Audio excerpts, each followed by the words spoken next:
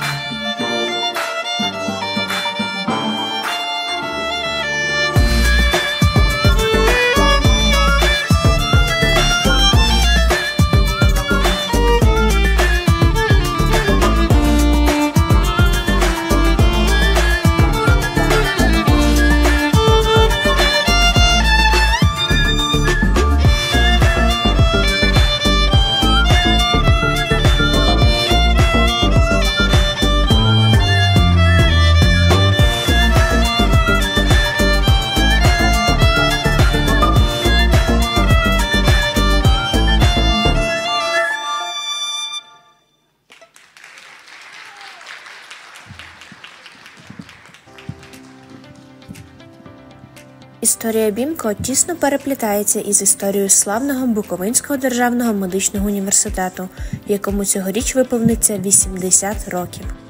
Перші кроки у науку студентами були зроблені ще далеко у 1946 році, коли було проведено першу наукову конференцію Студентського наукового товариства Чернівецького медичного інституту. На науковому заході було презентовано найкращі наукові роботи та досягнення студентів. 12 теоретичних та 9 клінічних доповідей. Пройдено довгий шлях від звичайного щорічного форуму студентів та молодих вчених університету спочатку до всеукраїнської студентської конференції з міжнародною участю, а згодом до конференції міжнародного рівня. У 2009 році конференція вперше включена до реєстру наукових з'їздів, конгресів, симпозіумів і науково-практичних конференцій, затвердженого Міністерством охорони здоров'я та Національною академією медичних наук України. Упродовж 2012-2013 років студентське наукове товариство Буковинського державного медичного університету організовує щорічну міжнародну медико-фармацевтичну конференцію студентів і молодих вчених відповідно до світових тенденцій. А вже з 2014 року науковий форум переходить у нову еру, і з того часу це відомий в Україні та й за її межами Міжнародний медико-фармацевтичний конгрес студентів та молодих учених BIMCO.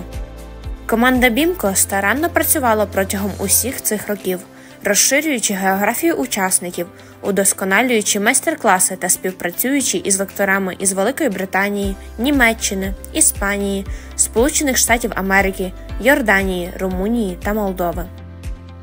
У 2020 році нам довелося зіткнутися із першими труднощами – це COVID-19. Проте ми вистояли і перейшли у онлайн-формат із повноцінною програмою, воркшопами та лекціями. На жаль, у 2022 році наша країна зіткнулася із одним із найскладніших викликів сучасності – повномасштабним вторгненням країни-агресора. Відтоді змінились пріоритети і світогляд кожного із нас. Проте студенти прагнуть до знань, спілкування та розвитку свого наукового потенціалу. Тому ми повернулись у оновленому гібридному форматі із насиченими науковими дискусіями, пізнавальними лекціями та клінічними воркшопами. Відновлюємо традиції BIMCO разом.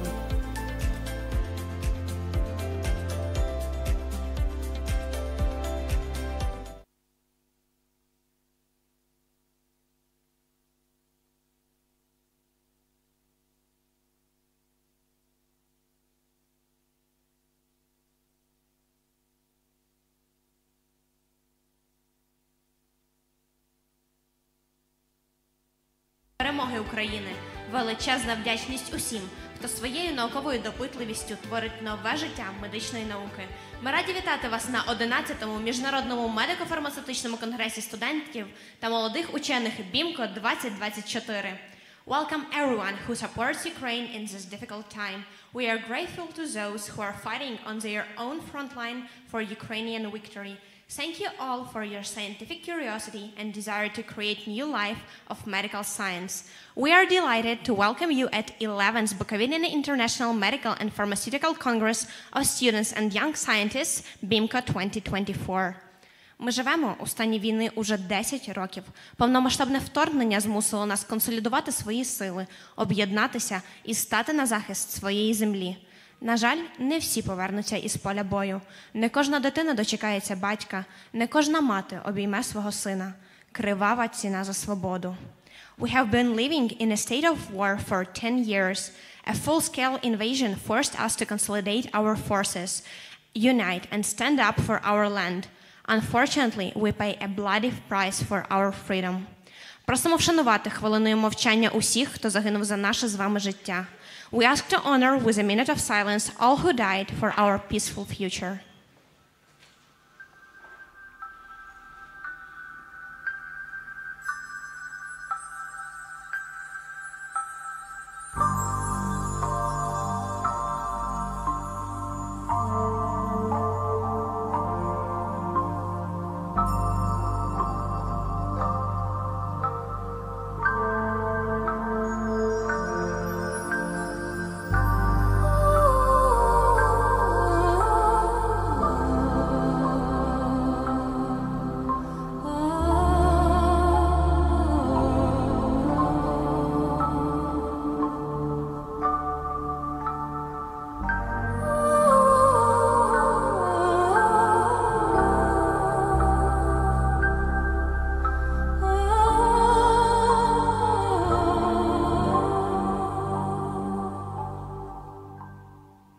Дякую. Thank you. Наша світла пам'ять, наша безмежна вдячність і наша любов служитимуть орієнтиром для душ постраждалих у цій війні, для повернення на українську землю новим поколінням. Тож пам'ятаймо і тримаємо стрій, щоб бути частиною великої перемоги. І свідченням нашої беззаперечної віри у краще є сьогоднішня наша зустріч. Буковинський державний медичний університет вже в 11-те радо зустрічає молодих науковців із усієї України та за її межами. Австрія, Албанія, Азербайджан, Болгарія, Канада, Хорватія, Великобританія, Грузія, Індія, Індонезія, Киргизстан, Латвія, Литва, Мексика, Молдова, Німеччина, Пакистан, Польща, Португалія, Румунія, Іспанія, Швейцарія, Швеція та Сполучені Штати Америки з великим задоволенням долучаються до масштабної події у науковому світі. А ми щиро тішимося, що наша боротьба на усіх фронтах продовжується.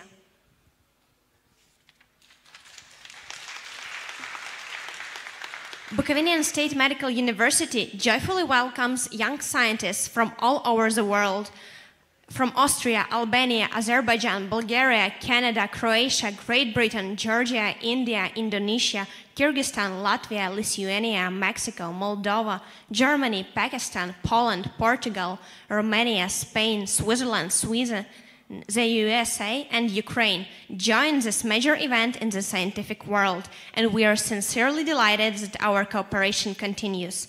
Отож, 11-й медико-фармацевтичний конгрес студентів та молодих вчених оголошується відкритим.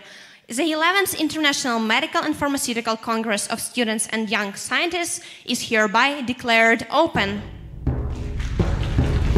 Ще не вмерла України ні слава, ні воля. Ще нам, браття українці, усміхнеться доля.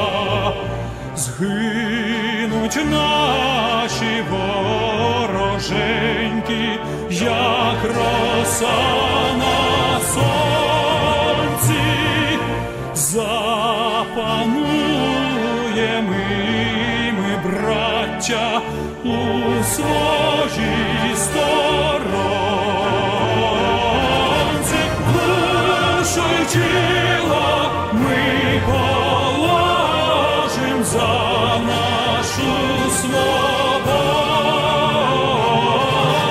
і покажем, що ми браття козацького роду. Душу й тіло ми положим за нашу свободу і покажем, що ми браття козацького роду.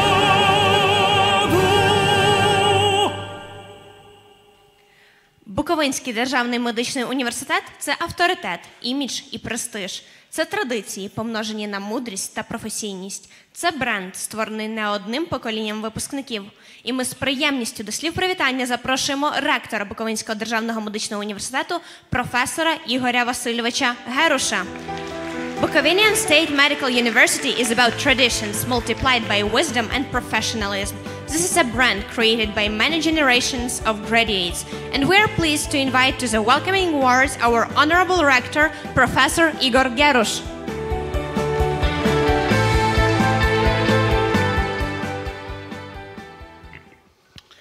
Доброго дня, шановні наші присутні, шановні викладачі, ну і особливо учасники нашого 11-го медико-фармацевтичного конгресу. Я щиро вас вітаю в цій ошатній залі Палацу Академічного з початком прекрасного, чудового дійства медико-фармацевтичного конгресу. Знаєте, це 11-й конгрес, але це тільки 11-й конгрес. Сьогодні у відео ви бачили, студентські наукові конференції в нас проводили ще з далекого 45-го року. Просто статус конгресу, наші наукові конференції проходили від наукової конференції, міжнародної наукової конференції, а зараз конгрес. До речі, це єдиний конгрес, медичний конгрес, який внесений до реєстру Міністерства освіти і науки України. Жодного медичного конгресу на сьогоднішній день, мабуть, за останніх 5 років я не знаю. Я щиро вас вітаю на нашому 11-му конгресі в гібридному форматі. На жаль, 2 роки пандемії COVID-19. Більше, ніж 2 роки повномасштабного вторгнення московського окупанта на нашу землю. Ми змушені останні були 4 роки проводити наш конгрес в онлайн-форматі. Сьогодні ми повертаємося в гібрид спочатку, а в наступний, я думаю, повноцінний офлайн-формат. Сьогодні, до вашої уваги, упродовж цих 4 днів, з 2 по 5 квітня, будуть чудові лекції, 15 лекцій, 43 воркшопи з різноманітних галузей медицини, фармації. Вперше, до речі, ми в цьому році запровадили воркшоп і з фармацевтичних дисциплін. Я думаю, кожен з вас мав можливість записатися на той воркшоп, який ви захотіли. Я думаю, що у вас буде можливість перше поспілкуватися, поглибити свої знання, навики, компетенції, стати кращими, щось принести нове для себе, щось взяти з собою частинку від наших кращих клініцистів, які будуть проводити ці воркшопи. Сьогодні у нас 15 чудових лекцій, 43 воркшопи, понад тисячу учасників з 24 країн світу. Сьогодні це оголошували. Хочу відмітити, що у вас буде можливість взяти участь в воркшопах не тільки на базі наших клінічних кафедр, а в цьому році ми долучили до проведення воркшопу також кращі приватні клініки міста Чернівці, і ми запрошуємо також взяти участь у цих воркшопах. Я думаю, вам буде цікаво і пізнавально це. Я хочу сказати, що наш конгрес був би неможливий без чудової, потужної команди BIMCO, без студентського наукового товариства, без амбасадорів. Ми сьогодні маємо 7 амбасадорів в 6 країнах світу, які доносять інформацію про наш конгрес до іноземців, до тих учасників, які хочуть взяти участь в цьому конгресі. Я думаю, що ці дні, які будуть проведені безпосередньо в нашому місті, в нашому Чернівцях, вони придадуть користь для кожного вас. До речі, хочу відмітити, що BIMCO-2024 в цьому році розпочинає, мабуть, цілу плеяду заходів, бо в цьому році наш Буковинський державний медичний університет осінню буде святкувати свій 80-літній ювілей функціонування на теренах Буковини. В 1944 році Другий Київський медичний інститут був передислокований в місто Чернівці, і вже 80 років він функціонує на Буковинській землі в місті Чернівців. Буквально недавно, на початку березня, ми відзначили ще один славний ювілей. Який відзначили ювілей? 75-річчя Володимира Івасюка. 75 років. А що я про це говорю? Хто скаже мені? Він навчався в вашому університеті. Так. В Чернівецькому медичному інституті навчався Володимир Івасюк. І саме в цьому університеті створені такі шедеври, як «Червона рута», «Водограй», «Я піду в далекі гори». Ці пісні були написані Володимиром Івасюком, студентом Чернівецького медичного інституту. Тобто ви знаходитесь зараз у славному, чудовому закладі вищої освіти, і я думаю, кожен з вас понесе частинку того тепла, частинку того добра, яке є в нашому навчальному закладі, і ті нові навики, знання, вміння, які ви отримаєте тут. Я хочу подякувати, перш за все, також нашим Збройним силам. Тільки завдяки їм ми сьогодні можемо тут бути. Завдяки їм ми можемо сидіти в цій ошатній залі. Завдяки їм ми можемо проводити ці воркшопи не онлайн, а вживу. Завдяки їм ми можемо працювати зараз в найкращому симуляційному центрі в Україні. Сьогодні хочу сказати, що в Буковинському державному медичному університеті функціонує найкращий симуляційний центр в Україні. Я запрошую наших гостей, наших студентів, відвідайте, подивіться їх. Реально високі технології, сучасні манекени, сучасне обладнання дасть вам можливість гарно відпрацювати ваші практичні навички і рухатись вперед. Я думаю, що ці дні, весняні дні, чудові дні, проведені в нашому університеті, підуть вам всім на користь. Бажаю вам плідної співпраці, бажаю нових знань, нових знайомств, розширення свого кругозору, і щоб ви отримали прекрасні, незабутні враження і спілкування під час нашого конгресу. Dear our participant, I'm very happy to invite you to 11th Bukovinian International Congress of Students and Young Scientists, BIMCO 2024. This congress will be held in Bukovinian State Medical University. This is the first time for the last 4 years that we have the opportunity to hold a congress in the hybrid mode. Section, 15 interesting lectures, 43 workshops will be held online and offline during these 4 days. Leading researchers from Germany, the United Kingdom, India, Austria, Mexico, Switzerland, Canada, the USA, and Ukraine will have the opportunity to share their own experience in various aspects of theoretical and practical medicine. The workshop topics now include also pharmaceutical direction, as well as a modern methods of disease treatments and diagnosis. For the first time, some of the workshops will be held in the best private medical clinics of Chernivtsi.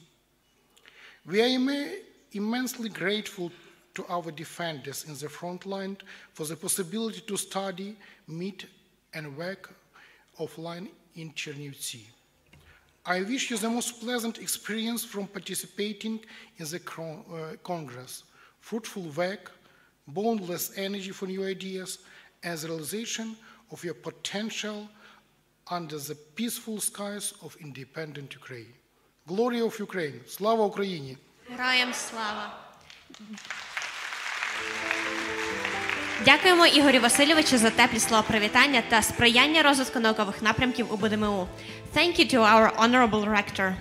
BIMCO – це крута подія у медичному науковому світі. 4 дні крутого івенту, 11 секцій, 15 лекцій, 43 клінічних воркшопи, 1065 учасників, питома частка яких – це гості з інших міст та країн.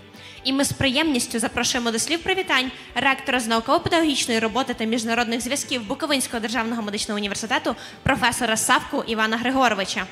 BIMCO is a great event in the medical and scientific world.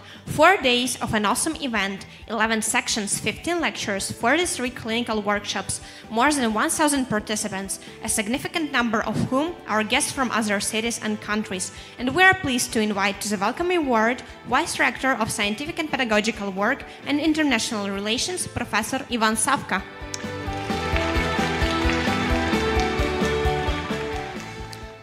Дякую, Катерина, шановний Ігор Васильовичу, Анастасія, шановні колеги, наші запрошені друзі, студенти, молоді науковці. Дуже чудово, що в цей нелегкий час, який переживає наша країна, поруч із допомогою нашим захисникам, насамперед, ви знаходите час для заняття наукою. Це є дуже важливо. Адже ваші знання, ваші результати, які ви здобуваєте частково самостійно, частково з науковцями, своїми керівниками, це є ключ до майбутнього. І ми щиро раді і запрошуємо вас до відкриття 11-го щорічного, вже можна сказати багаторічного конгресу молодих медичного та фармацевтичного, молодих науковців і студентів. Хочу сказати дійсно щира повага нашим захисникам, завдяки зусиллям яких ми маємо змогу тут стояти і робити ці гарні справи для українського суспільства. Хочу побажати вам гарних знайомств, чудового досвіду, незабутніх вражень, які, я впевнений, точно кожен з вас винесе із цього нашого конгресу. Дозвольте вашим знанням творити майбутнє, творити добре для нашої української держави і для всього світу. Миру всім нам. Dear Rector, Анастасія, our honorable guests, our students, young researchers, we are pleased to welcome you to the 11th annual Bukovinian International Medical and Pharmaceutical Congress of Students and Young Scientists, known as BIMCO. It is a really wonderful time when young people from all over the world are united by a common love for science and share to desire knowledge and experience. This year, our Congress unites around 1,200 researchers from various fields of medicine and almost 30 countries. Youth, talent, and innovation. I suggest that is motto of our Congress. We are grateful to everyone who ensures peaceful stay for us here and who made this Congress possible. Thank you very much to our defenders. Dear friends, future colleagues, let your knowledge, your research make a progress and change world for the better. Peace to all of us. Glory of Ukraine. Thank you very much. Дякуємо Івану Григоровичу за щирі слова вітань. Thank you for your warm words. Організація будь-якої події вимагає виваженості та мудрості. А коли організовуєш таку масштабну подію, потрібні однодумці та помічники. Студентське наукове товариство на чолі з Анастасією Василівною КОТЕЛЬБАН вправно ведуть корабель науки до гавані перспективних досліджень. І ми запрошуємо щиро до слів привітання керівника студентського наукового товариства, кандидата медичних наук, доцента кафедри стоматології дитячого віку КОТЕЛЬБАН Анастасію Василівну. Organization of such event as BIMCO needs fruitful teamwork and wise supervision. So we have a pleasure to invite to the welcoming words the supervisor of Student Scientific Society, Associated Professor of Department of Pediatric Dentistry, Анастасія КОТЕЛЬБАН. Вельмишановні учасники 11-го міжнародного медико-фармацевтичного конгресу студентів та молодих вчених BIMCO-2024. Щороку, початок квітня, це є особливий час. Це час, коли в Чернівцях у стінах Буковинського державного медичного університету зустрічаються молоді та перспективні науковці з цього світу. Цьогоріч ми проводимо конгрес у змішаному режимі, адже прагнемо, щоб кожен відчув себе частинкою цього важливого заходу та знайшов щось цікаве для себе. Адже BIMCO – це не лише можливість отримати нові знання та навички, а ще й знайти нових друзів, розширити свої наукові горизонти та отримати натхнення для майбутніх досягнень, за що ми безмежно вдячні нашим захисникам на передовій. Сьогодні об 11-й годині відбудеться перша пленарна сесія. Будуть представлені 3 надзвичайно цікаві лекції. Далі, о 15-й, розпочнуть роботу секційні засідання. Після чекаємо всіх на екскурсії по вечірніх Чернівцях. Завтра та в четвер відбудуться клінічні воркшопи, що чергуватимуться з лекціями. У п'ятницю о 10-й відбудеться друга пленарна сесія, і представлені будуть не менш 4 вражаючі лекції. Далі церемонія закриття конгресу та нагородження переможців. Дорогі учасники, бажаємо вам продуктивної роботи, цікавих дискусій, незабутніх вражень від участі в конгресі. Dear BIMCO participants, every year the beginning of April marks a special time when young and perspective scientists from all over the world gather in Chernivtsi to take part in BIMCO. This year we have the opportunity to hold Congress in hybrid mode because we want that everyone to feel part in this important event and find anew something interesting for themselves. BIMCO is not only the opportunity to gain new knowledges, but also to find new friends, expand your scientific horizons, and get inspiration for future achievements, for which we are infinitely grateful to our defenders on the front line. Today at 11 a.m., the first plenary session will take place, featuring 3 exceptionally interesting lectures. Following that, at 3 p.m., sectional meeting will commence. Later, everyone is invited to join us for a sightseeing tour around the evening Chernivtsi. Tomorrow and on Thursday, clinical workshops will be held that alternating with lectures. On Friday at 10 a.m. the second plenary session will occur and featuring 4 equally impressive lectures. This will be followed by a closing ceremony and of the Congress and awarding the best. Dear participants, we wish you productive work, engaging discussion and unforgettable experience during your participation in our Congress. Peace of all. Миру всім нам. Дякуємо Анастасії Василівні та її команді за організацію свята науки у Буковинському державному медичному університеті. Thank you to Anastasia and your team for organizing BIMCO 2024. Your applause. Студентство медичного університету, окрім науки, має чудовий спектр можливостей. Хочеш займатися наукою? Будь ласка, і сьогоднішній конгрес є тому підтвердження. Відчуваєш, що спорт дозволяє вивільнити зайві емоції? Приходь на кафедру фізкультури, коли душа прагне музики і релаксу. Палац академічний відкриває двері. І наше студентство справді дуже талановите. І це не просто теорія. Тож вітайте оплесками Мирослава Стабрин, переможниця міжнародних пісенних конкурсів та фестивалів із піснею «Україна». At Bukovinian State Medical University, everyone can find their hobby. Nevertheless, it is sport, science, or music. Our students are very talented. They are participants and winners of countless contests and music festivals. So welcome Miroslava Stabrin with applause.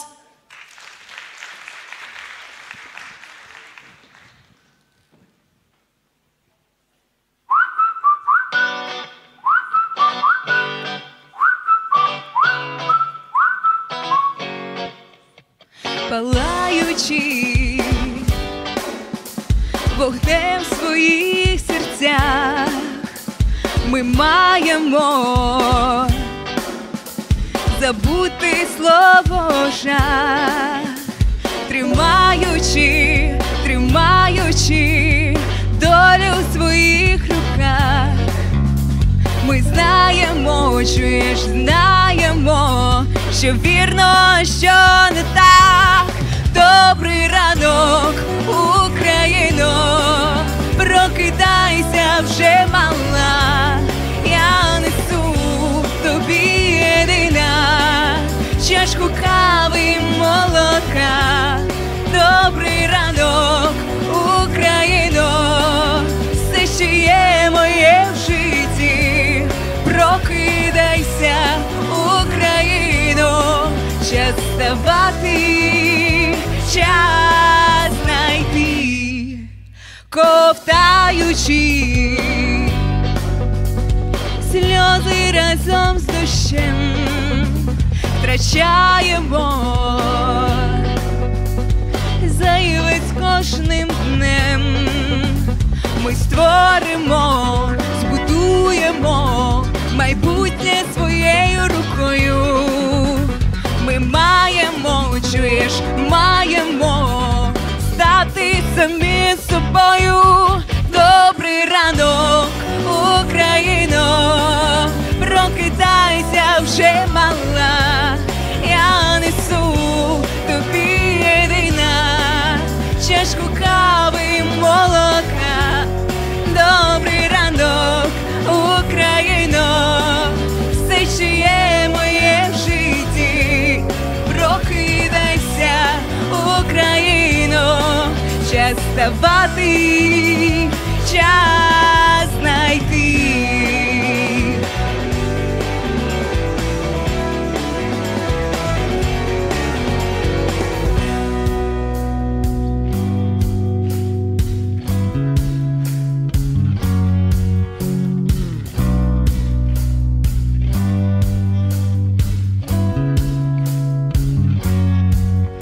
Захищати, оберігати – це означає любити. Дарувати радість, з тобою радіти – це теж означає любити. Любити – значить прощати. І просто як є сприймати. Для мене ти люба й кохана, для когось рідна мати. Добрий ранок, Україно, прокидайся вже мала. Я несу тобі єдина чашку кави й молока. Добрий ранок, Україно, все ще є моє в житті. Прокидайся, Україно, час вставати, час знайти.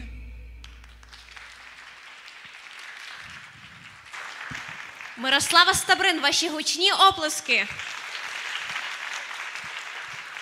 Ну що ж, колеги, набравшись позитивних емоцій, ми запрошуємо вас досліджувати, слухати, аналізувати і робити висновки із нашими лекторами. І хай ці дні, проведені разом із нами, справдять ваші найбільш неочікувані сподівання. Мирних нам днів, але обов'язково переможних битв на полі науки. Dear colleagues, we invite you to dive into new knowledge, fruitful discussions and scientific discoveries during the upcoming days of the Congress. Good luck!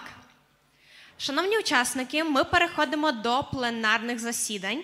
І нашим першим лектором є доктор Зул Мірза, консультант із невідкладної медицини у Chelsea and Westminster Hospital у Лондоні, Великобританія. Ми принагідно нагадуємо, що дана презентація є особистим напрацюванням лектора і просимо вас не фотографувати і не копіювати її. За необхідності ви зможете безпосередньо сконтактувати із доктором Зулом, він залишить свої особисті дані і попросити дозволу на можливість відтворення його наукового доробку. We are happy to announce our first lecturer, Dr. Zul Mirza, consultant of emergency medicine in Chelsea and Westminster Hospital from London, United Kingdom. We would like to remind you about the basics of copyright and intellectual property.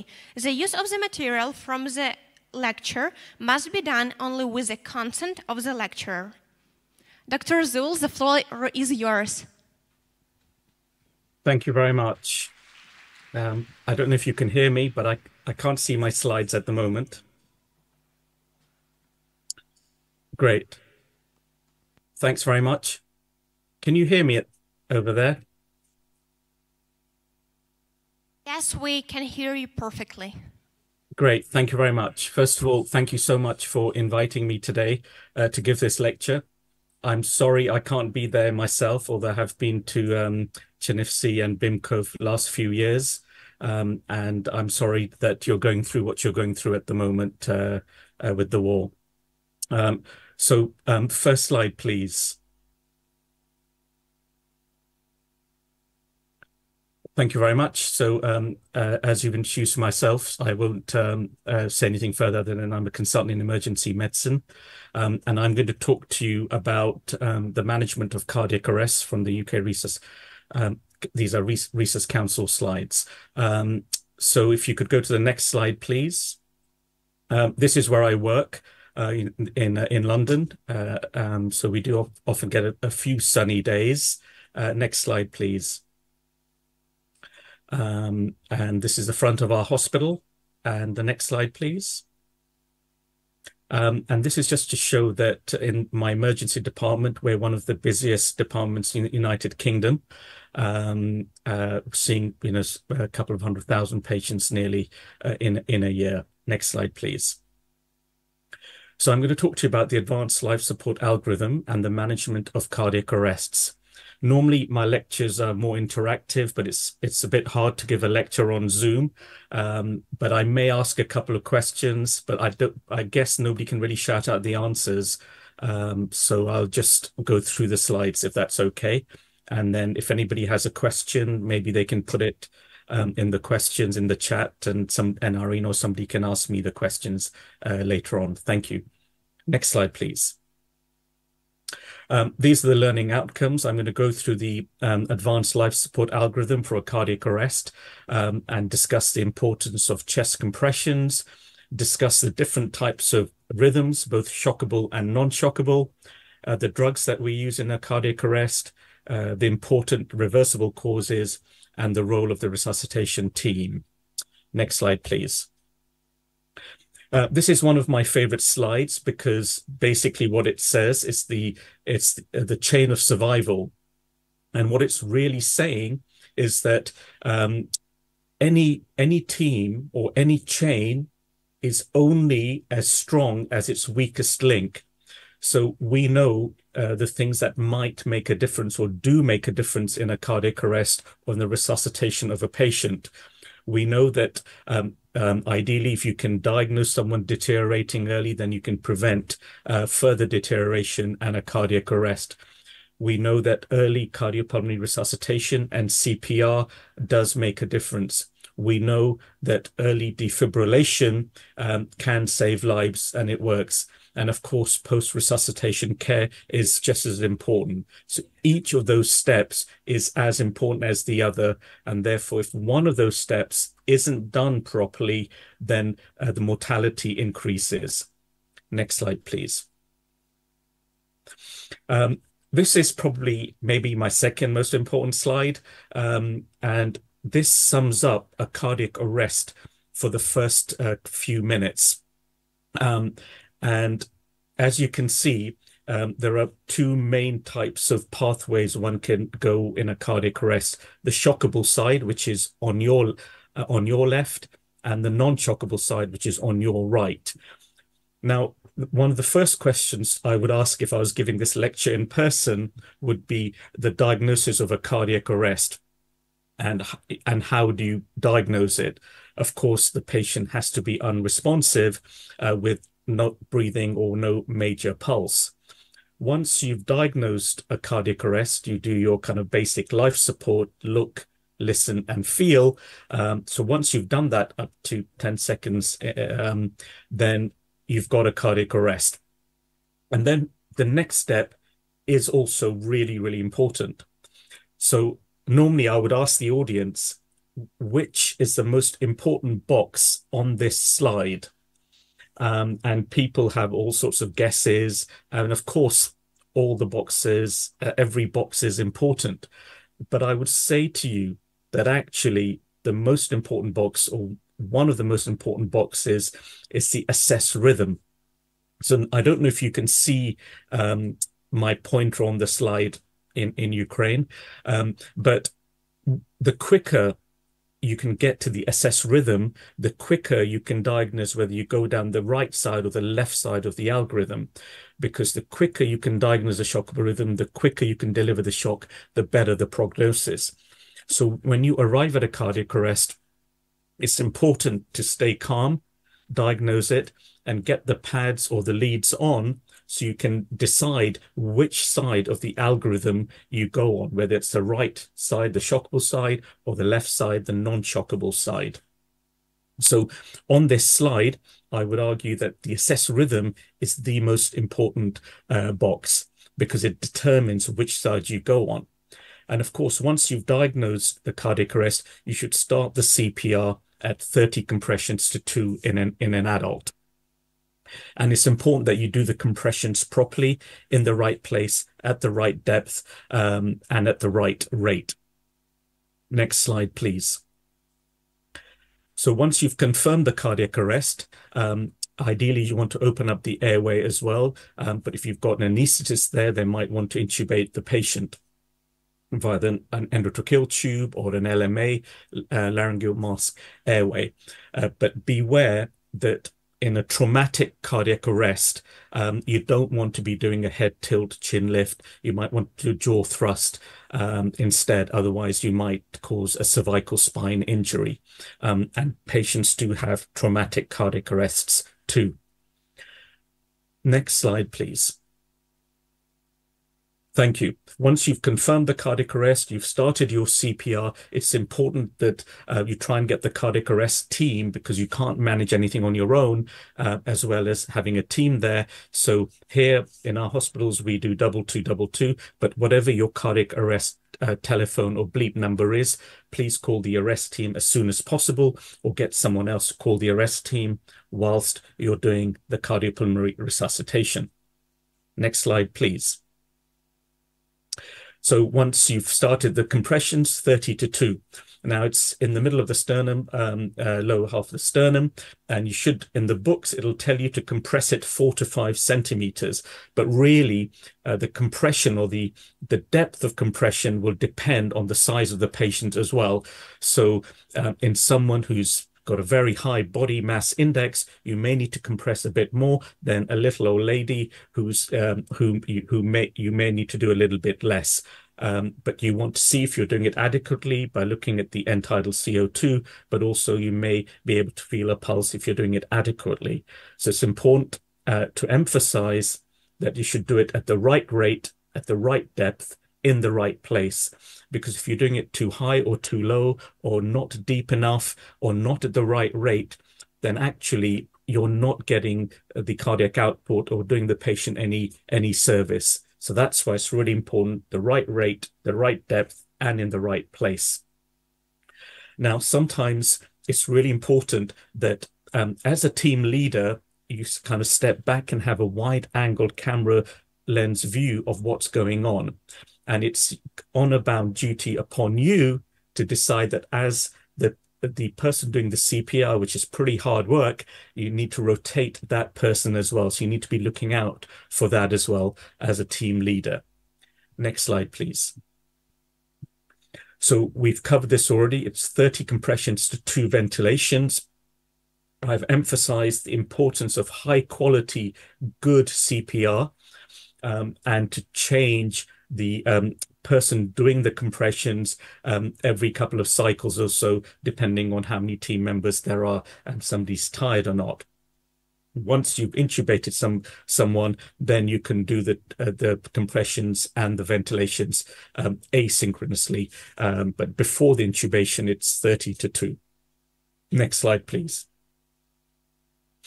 So if we look at this again, if I were giving this lecture in person again, and I'm really, really sorry that I'm not there. I would love to have been there today.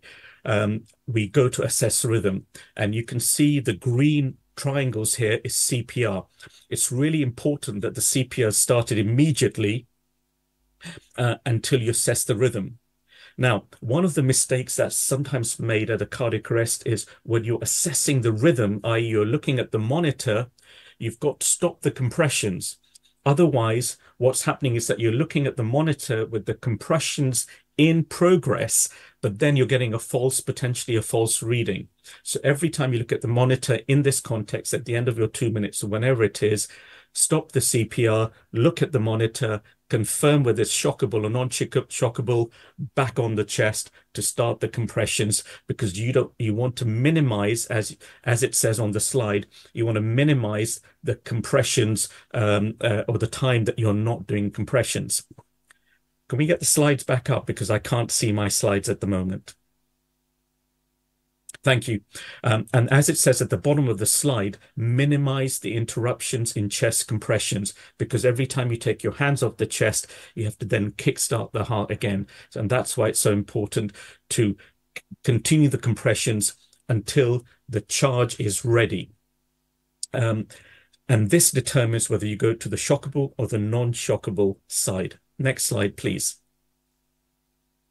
Now, normally I would ask the audience, what's this rhythm? And of course, the answer is on this slide. It says it's a shockable rhythm, which is ventricular fibrillation. And the reason for that is that you can see that this is broad. The QRS complexes are broad and they're very irregular. It's always worth checking also that the pads and leads are in the correct place, because false readings can occur if leads have fallen off or the pads have fallen off or there's some other vibrations going on. So this is clearly ventricular fibrillation, and it's on the side of the shockable rhythm. Next slide, please. Again, I would ask what rhythm this is, and this is a ventricular tachycardia. And it's, again, this is broad and regular as opposed to broad and irregular.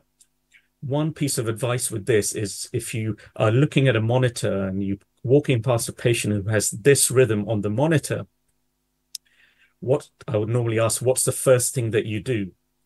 And the answer to that question is check the patient, because this rhythm is also compatible with life. So you may have a pulse with this rhythm, in which case it's a VT with a pulse.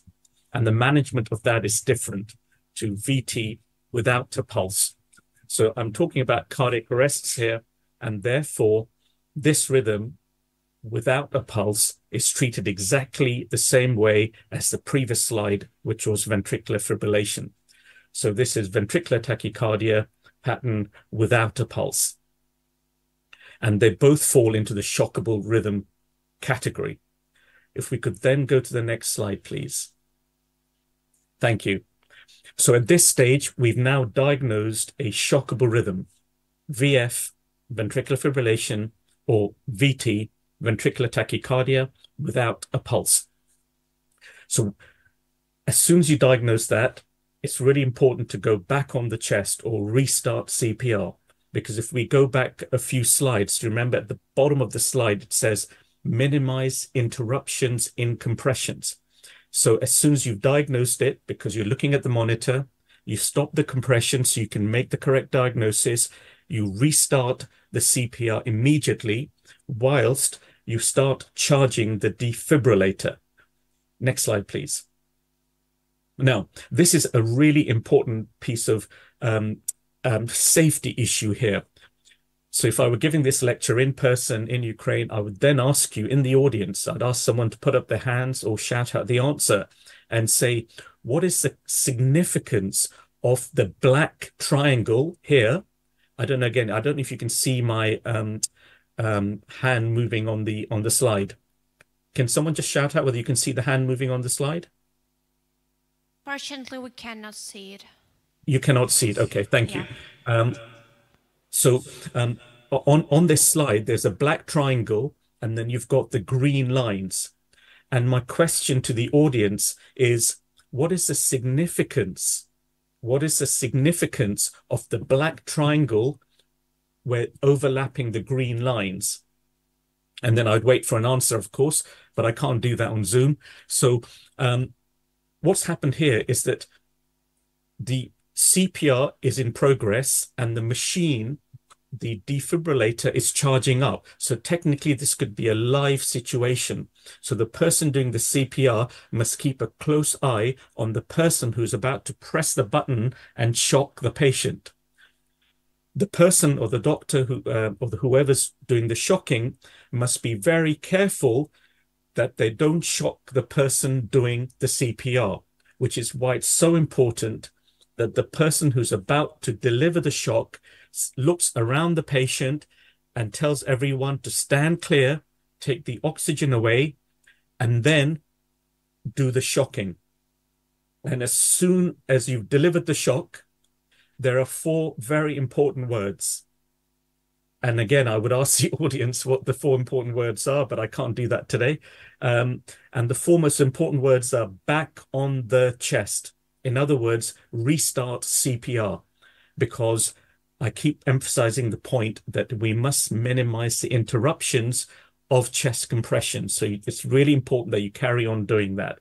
Otherwise, your coronary perfusion pressures may be dropping and it's much harder to kickstart the heart. So it's minimizing the time off the chest. So as soon as you've delivered the shock, you say back on the chest or restart CPR. Next slide, please. Thank you. So you deliver the shock, and there it is.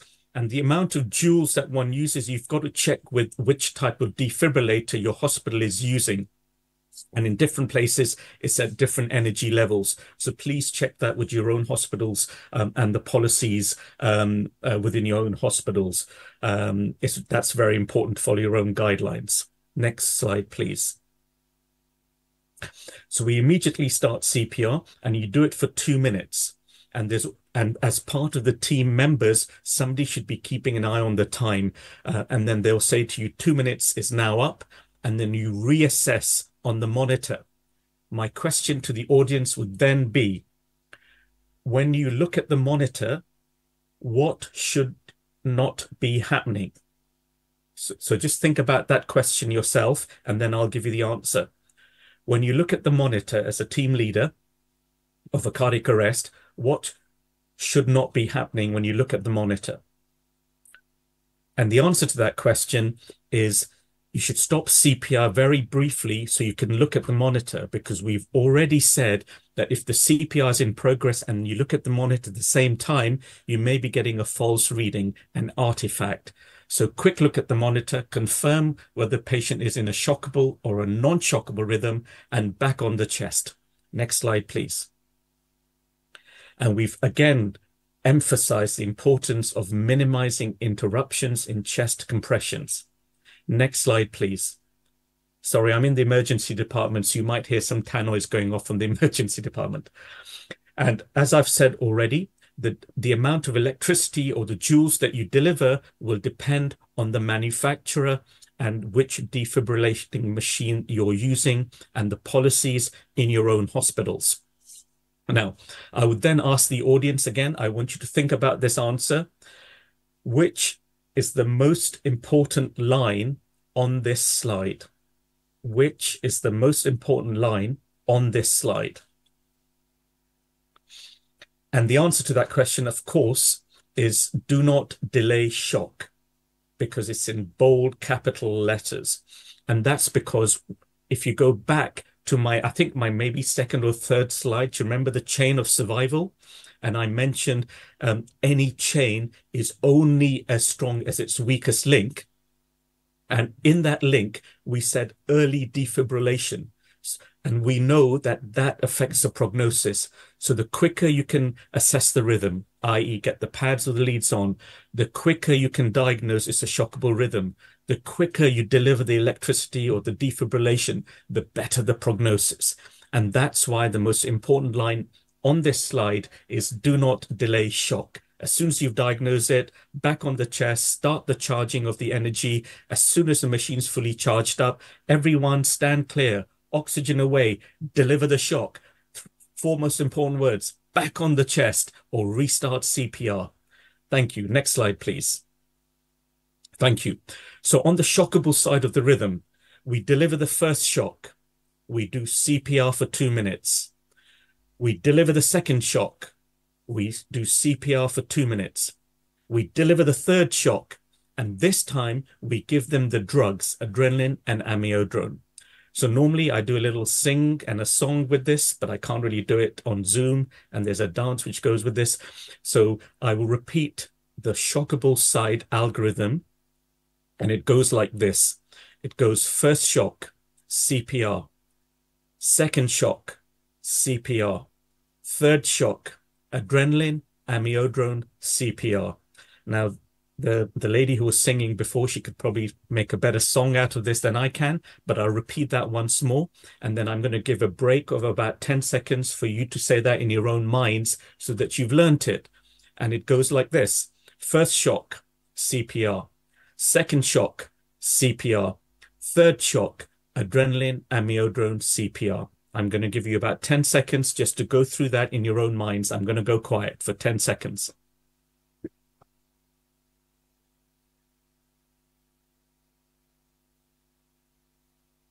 Great. So that goes first shock, CPR, second shock, CPR, third shock, adrenaline, amiodarone, CPR. And because each of the CPRs for 2 minutes, you're covering about the first 6 to 8 minutes with that little song that we've just done. So on the shockable side, the drugs are given after the third shock. And the drugs are adrenaline and amiodarone. Adrenaline is 1 milligram, which is 10 mils of 1 in 10,000. And amiodarone is 300 milligrams IV. And we're giving the drugs after the third shock. So remember that on the shockable side. Next slide, please. So we've done the shockable side. And the 2 rhythms, just to summarize, the most important part is to start the CPR early, assess the rhythm, because we've said that's the most important box, because the quicker you can assess the rhythm, the quicker you can decide whether you go the right side, shockable rhythm, or the non-shockable rhythm, left side of the algorithm. Once you've diagnosed as shockable, deliver the shock very quickly as soon as you can, but do it safely. You have to say, everyone stand clear, oxygen away, deliver the shock, 4 most important words, back on the chest. In other words, restart CPR. So it goes first shock, CPR, second shock, CPR, third shock, adrenaline, amiodarone, CPR. So that's the shockable side of the algorithm done. Now we're moving to the non-shockable side of the algorithm. And at this stage, I would then ask the audience, if I were in Ukraine, in Chernivtsi right now, I'd say, what are the 2 non-shockable rhythms? And of course, the answer to that question is pulseless electrical activity and asystole. So both sides of the algorithm have 2 types of rhythm. Shockable is VF, ventricular fibrillation, and pulseless VT, ventricular tachycardia. And on the non-shockable side is asystole and pulseless electrical activity. Next slide, please. Thank you. And you can see that this is asystole because it's like almost a flat line which is doing that. Now, if it's a completely straight line, then you've got to think, have the leads fallen off, or there's something else, or it's reading from the wrong leads or something, because technically it should be reading from lead 2. So if it's like an undulating wavy line, but not quite straight, but slightly straight, then that is asystole. Next slide, please. And this is PEA, or pulseless electrical activity. Now, historically, in the past, doctors used to think that PEA is just sinus rhythm with no cardiac output. But in reality, it's any electrical activity, be it a tachycardia on the top slide, the top rhythm strip, or heart block in the bottom rhythm strip. So in other words, any electrical activity without a cardiac output is pulseless electrical activity. So the brain is sending the signal to the heart, but the heart is not working.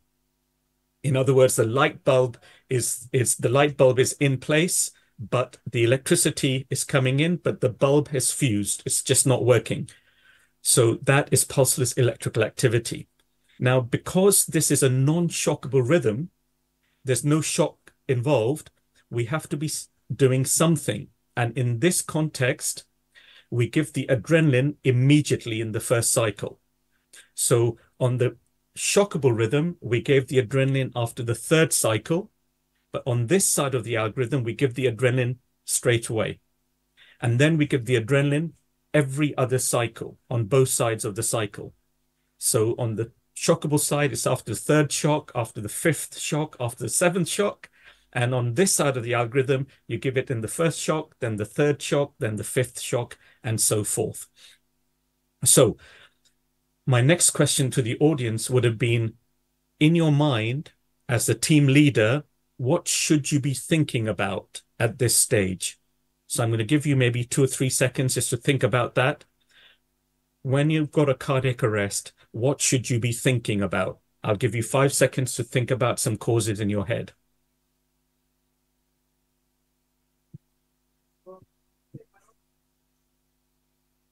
Great. Again, I guess nobody can shout out the answers on a Zoom call, but it's next slide, please.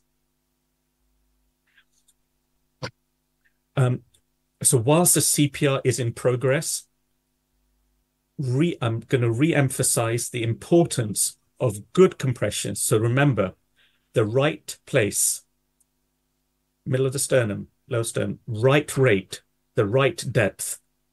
Minimize interruptions in chest compressions. Don't waste time. Give the oxygen.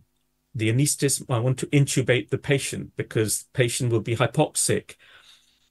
Get the intravenous access in. So you need to get the 2 lines into the antecubital fossa, or if you can't do that, then you might use an intraosseous needle.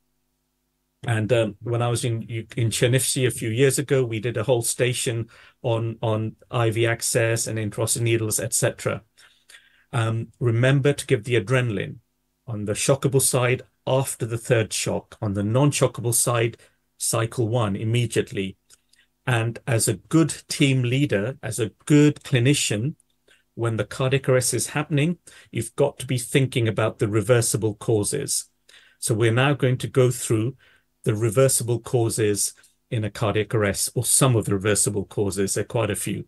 Next slide, please. So we've already covered the anesthetist getting an airway into the patient, and in order to get oxygenation, that's very important. And you can see how the oxygenation's working. You can see the good CPR happening by looking at the capnography. So I would encourage you when you go back to your hospitals and you're on ITU or in anesthetics or running a cardiac arrest, that you see the capnograph. So if you get a chance, look up what a normal capnography looks like. So as you breathe in, you're getting in oxygen. As you breathe out, the carbon dioxide, and it follows a nice little curve. And that'll give you an idea as to how the ventilation is happening with the patient. It'll give you an idea if the patient starts to breathe again or the cardiac output restarts again. But it's important that you don't just base everything on the capnography. You've got to look at the whole picture of the patient. Are they making any movements? Are they breathing? Are they making any purposeful movements? What is the saturation string? There's a whole host of things you need to be looked at. So you look at the patient as a whole and not just one measurement. And that reminds me, by the way, when you do a blood gas, whether it's venous or arterial, don't look at just what you think you want to be looking at. Everyone just looks at the oxygen or the pH or the base deficit excess, etc. It's really important that if you do a blood gas or any investigation on the patient, especially with a blood gas, you've got almost a whole laboratory investigation in the palm of your hands. So look at every single bit of it. Look at the oxygen, look at the carbon dioxide, look at the sugar. Sometimes you'll pick up hypoglycemia when you weren't expecting it. Look at the lactate. You might pick up a high lactate when you weren't expecting it. Look at the carboxyhemoglobin. When you're not expecting it, it might be up. So you might need to give the patient, oxygen, etc. So don't just look at what you think you might be wanting to look at. Always, when you do an investigation, look at every aspect of it, and that'll help you. But more importantly, it'll help the patient. And that's really important. And when you come to a diagnosis and you think, well, the blood gas or the investigation doesn't match the clinical picture, then think again. Think about another diagnosis as well, because you've got to try and match the two up. It's very important. So don't ignore a blood gas. Look at the whole picture. So once the patient's been intubated, and the anaesthetist is happy, we move on to the next stage. Next slide, please. So we've already spoken about venous access. So once you've got IV access, so you take your bloods for a whole host of investigations. I don't have time to go through all of those things, but all your basic bloods, and depending on why you think you've had the cardiac or the patient's had a cardiac arrest, then you might need to send off some other things. If you suspect it's a pulmonary embolus, you might want to send off a D-dimer, troponins, a full blood count, urine electrolytes, LFTs, blood sugar, blood gas, pregnancy tests. So you've got to think about what the clinical picture is and do the blood tests accordingly. And then intraosseous needle is for patients in whom you can't get IV access, because sometimes the patients with a cardiac arrest have no venomotor tone, and the only way to get some blood out and give drugs is through the intraosseous needle. Beware that when you take blood out of an intraosseous needle, you need to tell the laboratory that this is a bone marrow sample and it's an intraosseous sample, because otherwise it'll break the machines or cause all sorts of confusion in the laboratory. And also remember that when you do an intraosseous needle, that you've got to put pressure on to get the drugs and fluids in, because the pressure within the bone marrow will be higher than the atmospheric pressure that you're trying to get the drugs and things in. Because otherwise what happens is you set the drip up and it just stays and nothing happens. So you've got to push things through in that context, and then make sure things are not extravasating as well. So be careful with that. Next slide, please. And here we go. So these are the some of the very most important causes of a cardiac arrest, which are reversible. So if we could go to the next slide, please. So hypoxia, obviously lack of oxygen. So a patient may have had a heart attack, a myocardial infarction, pulmonary embolus, whatever it is, causing him to be hypoxic. And the treatment for that, of course, is high flow oxygen. So lack of oxygen is reversible with oxygen. Next slide, please. Hypovolemia. So again, if I was giving this lecture in Chernivtsi, I'd be asking the audience and making it as interactive as possible. So apologies, I can't do that. So blood loss. So sometimes whether you've had a GI bleed, whether you've had a traumatic trauma, and I'm going to be giving you a lecture, I think on Friday on trauma and shock, blood loss can be a cause of a cardiac arrest. And of course, that is also reversible. So we want to give fluids. You might want to give blood depending on the situation. So that is another reversible cause. So that's hypovolemia. Next slide, please. Hypokalemia. So we know when you're sending off your bloods for biochemistry, you should check the potassium and magnesium and calcium, because we know that an ischemic myocardium, i.e. a heart with lack of oxygen, is what we call a twitchy myocardium.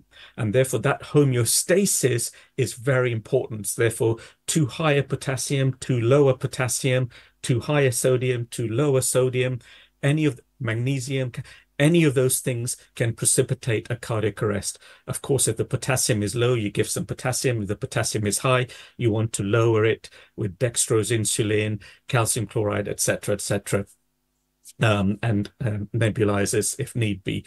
So it's important that you check the biochemistry. So hyper and hypokalemia. Final H, please. Next slide, please. Hypothermia. So if your temperature drops, usually it says less than kind of 35, but there are different grades of hypothermia. There's mild, moderate, and severe. Then, of course, you've got to warm the patient up slowly. If you warm the patient up too quickly, you can get cerebral edema, central pontine myelinolysis, all sorts of problems. So ideally, you warm them up gradually with either bear hugger, warmed IV fluids, bladder washes, peritoneal washes. You may need some cardiopulmonary warming. So there's different ways of warming the patient up as well. So hypothermia. And also remember that if you're very hypothermic, or not you, if the patient is very hypothermic, then the drugs might not work and they might accumulate in the body. The shocking, the defibrillation might not work. So always be a bit careful in that context. You might need to then warm the patient up gradually before the drugs take effect. And that's important. Now, in a cardiac arrest scenario, we talk about 4 H's and 4 T's. We've done the 4 H's: hypothermia, hypovolemia, hypoxia, hyperkalemia, magnesemia, natremia. So they're the 4 H's. But can I add another H to this, please, if I may? And another H is hypoglycemia. So there are 5 H's, 5 H's. So add in the hypoglycemia. So I go back to looking at the blood gas, and your glucose will be on there. So always look at every single bit on the blood gas. And hypoglycemia, with putting in some dextrose and glucose, is a reversible cause as well, which is easily treatable. So bear that in mind. So it's 5 H's and 4 T's. Now we can move on to the T's. Next slide, please. Thank you. Tension pneumothorax. Anyone can get this, but it's obviously higher chances in an asthmatic or a COPD patient with high intrapleural pressures or trauma. When in a tension pneumothorax, again, if I was there, I would be asking a few more questions of the audience, like what is a tension pneumothorax? How do you diagnose it? So I will answer those questions myself. Just imagine that you put a balloon, a deflated balloon, through between the ribs, and then you blow up the balloon, and the balloon gets bigger and bigger. Sorry, I just need to, I've lost you for a second. Let me just log back in. So as the balloon gets bigger and bigger inside the chest, that's your pleural cavity expanding, and it pushes your mediastinum, your trachea, your heart, your great vessels all to one side. And therefore that compresses the venous return to your heart. And then that will reduce your cardiac output. and cause a cardiac arrest. So attention pneumothorax, trachea is deviated away from the side of the pneumothorax. It's a clinical diagnosis, not a radiological diagnosis, and the treatment is decompression. So you stick a needle in between the ribs. I would then ask the audience normally, do you go above or below the rib? And the answer is above the rib because of the neurovascular bundle lying just below the ribs. You don't want to cause bleeding and damage to the intercostal vessels and nerves. And then you will hear a hiss, and then you will relieve the tension pneumothorax, get back the venous return to the heart, restart the heart and cardiac output.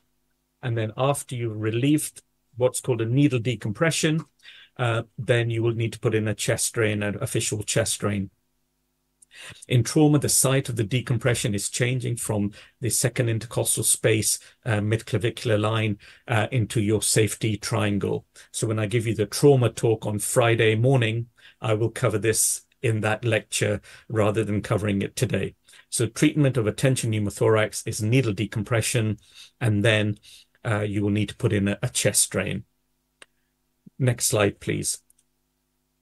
Sorry, in order to diagnose attention pneumothorax, remember tracheal deviation away. If you look at the chest, reduce chest wall movement, listen, reduce breath sounds, percussion, hyperresonance. So it's look, listen, feel. So it's reduction in breath sounds, reduction in chest wall movement, hyperresonant chest as well. So the second T, the first T is attention pneumothorax, reversible cause. We've done the H's, we're on the T's. Next T is a cardiac tamponade. And this is blood or fluid around the heart, which compresses the heart, reduces cardiac output, leads to a cardiac arrest. So normally I would ask the audience, how do you diagnose a cardiac tamponade without using ultrasound? And so the answer, of course, to that question is you've got either reduced or absent breath sounds, you've got a low blood pressure because you've got reduced cardiac output and a raised JVP. I would then ask the audience, whose triad is that? And of course, most medical students will know this is known as Beck's triad. But in reality, in a cardiac arrest, there will be no heart sounds. There will be no blood pressure. So you can't really use Beck's triad in the context of a cardiac arrest. But of course, a Beck's triad does apply to someone who's got, say, pericardial effusion due to tuberculosis or other causes, in a patient who's conscious with a pulse. Then the Beck's triad might apply. But it's a common multiple choice question is, what is Beck's triad? And the treatment for a cardiac tamponade. So these days we'll diagnose a cardiac tamponade with doing a FAST or an echo, and you'll see the blood around the heart. And the treatment, of course, is to do a needle pericardiocentesis to try and take the blood out under ultrasound guidance and see if that will kickstart the heart. So that's tamponade, cardiac tamponade. That's the second T. So tension pneumothorax was the first T. Cardiac tamponade is the second T. Next slide, please. Then we move on to toxins. And so remember, there's so many drugs that can cause a cardiac arrest and affect the heart and your breathing adversely. So always check, if you're in the hospital, check which drugs the patients are on by looking at the drug chart. And if a patient's come into the emergency department in an ambulance, then you've got to think these days, could this be an unprescribed drug? And then I would normally ask the audience, what are the common causes of a cardiac arrest with illicit or illegal drugs? So don't forget, cocaine now is one of the commonest causes of ischemic heart disease in the young and can cause cardiac arrest. It's such a powerful vasoconstrictor. So that can cause a cardiac arrest. Don't forget, your opiates can cause breathing problems and a cardiac arrest. And I don't know about Ukraine, but in London, people are mixing the drugs with all sorts of things, which are very life-threatening as well. So there's a whole host of illicit and illegal drugs, some of which there are reversible agents, but not for the vast majority of these drugs, that they are reversible agents, just to bear that in mind as well. So now we've done tension pneumothorax, we've done tamponade, and now we've done toxins. And the final T in this context is, next slide, please, is thrombosis. And really what we mean by thrombosis is a massive pulmonary embolus. So if you've got a massive pulmonary embolus, that will cause a back pressure on the heart, and that can lead to a cardiac arrest as well. Now, the problem with this is that it's not so easy to diagnose. And of course, you can do an echo and you can see if there's a right ventricular strain and all this kind of stuff and effusions, but it can be hard to diagnose, and you can't just rely on the echo to diagnose a pulmonary embolus. So it might be that the patient has been immobile, and you go through your Wells score and go through all the risk factors for a pulmonary embolus, or see if the calf is swollen, that there might be a DVT or something. Again, that's not very reliable. So you have to kind of rely on other facts on the history and previous PEs, or if they've been on a long flight a few days ago, etc., to make that diagnosis. But when you make this diagnosis of a thrombus or pulmonary embolus as a cause of the cardiac arrest, then you are committed to doing CPR for up to 90 minutes, so 1.5 hours, because we need the treatment for this is a thrombolytic. And in the UK, we might use alteplase or tenecteplase, which are clot-busting drugs. They bust the clot and they dissolve it. But it takes time for the drug to work. So if you decide that this is a pulmonary embolus causing the cardiac arrest, then you're committed to doing CPR for up to 1.5 hours or up to 90 minutes. Of course, in that case, we would use what's called a Lucas device. It's an automated device which we put on the patient's chest. We switch the machine on and it works on its own doing CPR for the patient. If you don't have that, then of course it's got to be done by a human and it's manual. So whoever the team leader is, to bear in mind that you've got to keep changing the person doing the CPR every few minutes, because otherwise you get fatigue and tiredness. And when you become tired, if I go back to what I said earlier, it's the best thing for the patient, apart from early defibrillation and early diagnosis, it's good CPR. It's the right place, the right timings, at the right depth, at the right rate. So you've got to do that, and one person can't do it continuously for 90 minutes. So just to bear that in mind. So that's a pulmonary embolus. So just to summarize, I've got another maybe 5 or 6 minutes of this lecture left, and then I'll answer any questions if there are any questions.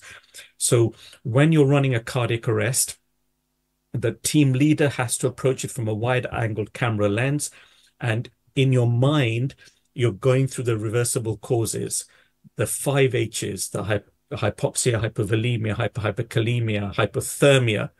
Then don't forget the 5th H I've thrown in, then added in for you, is hypoglycemia. And then you've got your 4 T's, your tension pneumothorax, your toxins, your thrombosis, and tamponade. So we've done the 5 H's and your 4 T's. So these are your reversible causes, which do work. If you can diagnose it and reverse it, you're giving the patient the best possible chance. Next slide, please. I've already mentioned ultrasound scan and fast scans and eFast, etc. But remember that whilst you're doing this, you don't want to be interrupting the CPR, because we've said in one of my slides, minimize interruptions during CPR. So it's trying to balance the two together. Next, and by the way, don't just rely on the ultrasound for the diagnosis. You've got to take everything into consideration. Next slide, please. So I'm going to finish off with what we do in the emergency department. It's about airway, breathing, and circulation. So this is an elephant, and I don't know if you can see, but at the bottom of the trunk of the elephant, or the opening of the trunk, there's a little twig there opening his airway. This is from Jonathan Cranston's book. He's a veterinary surgeon in Africa. And this is an airway. To open the airway in an elephant, it's just as important in a human being. Next slide, please. This is breathing, so don't forget the endotracheal tube is a definitive airway, and that way you can monitor the end-tidal CO2 to see if your tube is in the right place and that you're doing adequate ventilations for the patient, because remember, H also stands for hypoxia, and you reverse hypoxia by high-flow oxygen. Next slide, please. And finally, this is circulation. And you can see this is a giraffe who's had a cardiac arrest. And this person is doing CPR on the giraffe, because obviously the giraffe's heart is very, very big. Therefore, you can't do it with your hands. So you have to jump on the giraffe's chest and the heart. And this was a successful cardiac arrest resuscitation in a giraffe, and the giraffe survived. So don't forget airway, breathing, circulation, and the importance of doing it at the right rate, at the right depth, in the right place to make the survival the highest possible chance. Next slide, please. So I want to just thank you for listening to me.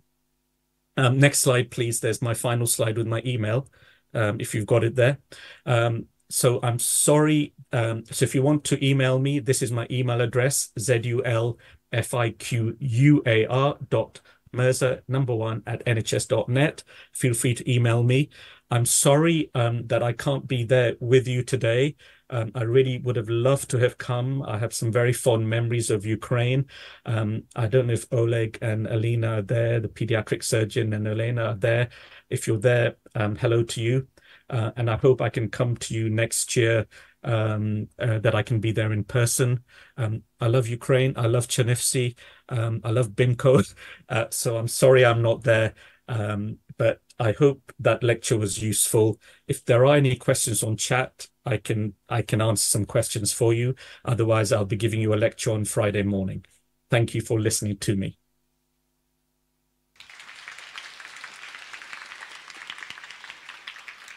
We are immensely grateful to you, Dr. Zul, for your amazing lecture and for your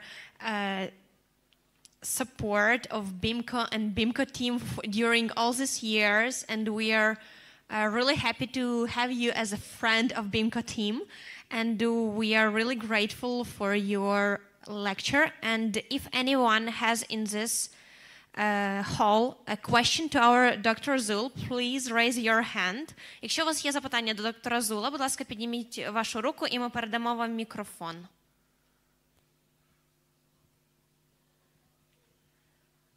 Питання з чату?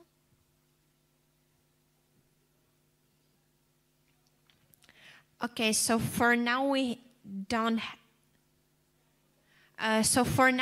have any questions. Everyone will have a possibility to ask you some questions on Friday. So yeah, here I am talking to you. Hi, and we are so thankful for you, and thank you so much. And we hope to see you in person in Chernivtsi next year, and see you on Friday. Your applause to Dr. Zul. Thank you. Thank you.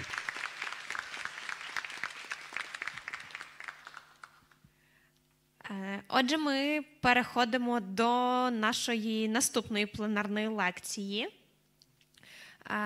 So we will start with our next plenary session, and I have an honor to ask for the plenary session our guests. So Gaurav Dubey, the CEO and founder of Brain Alive. Gaurav Dubey, засновник Brain Alive, і також Сідан Шукла, голова МС Україна, and Сідан Шукла, the national head of MSA Ukraine. So the floor is yours. You're welcome.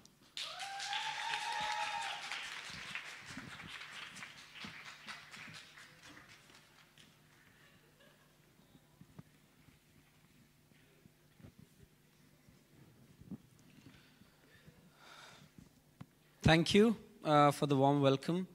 And thank you, BIMCO, for having us. Thank you for making all the arrangements to make it a physical trip for me.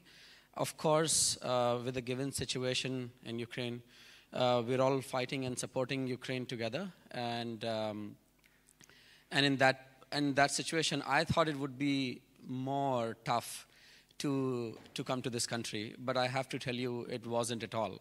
I mean, except an hour at the borders, it wasn't that tough.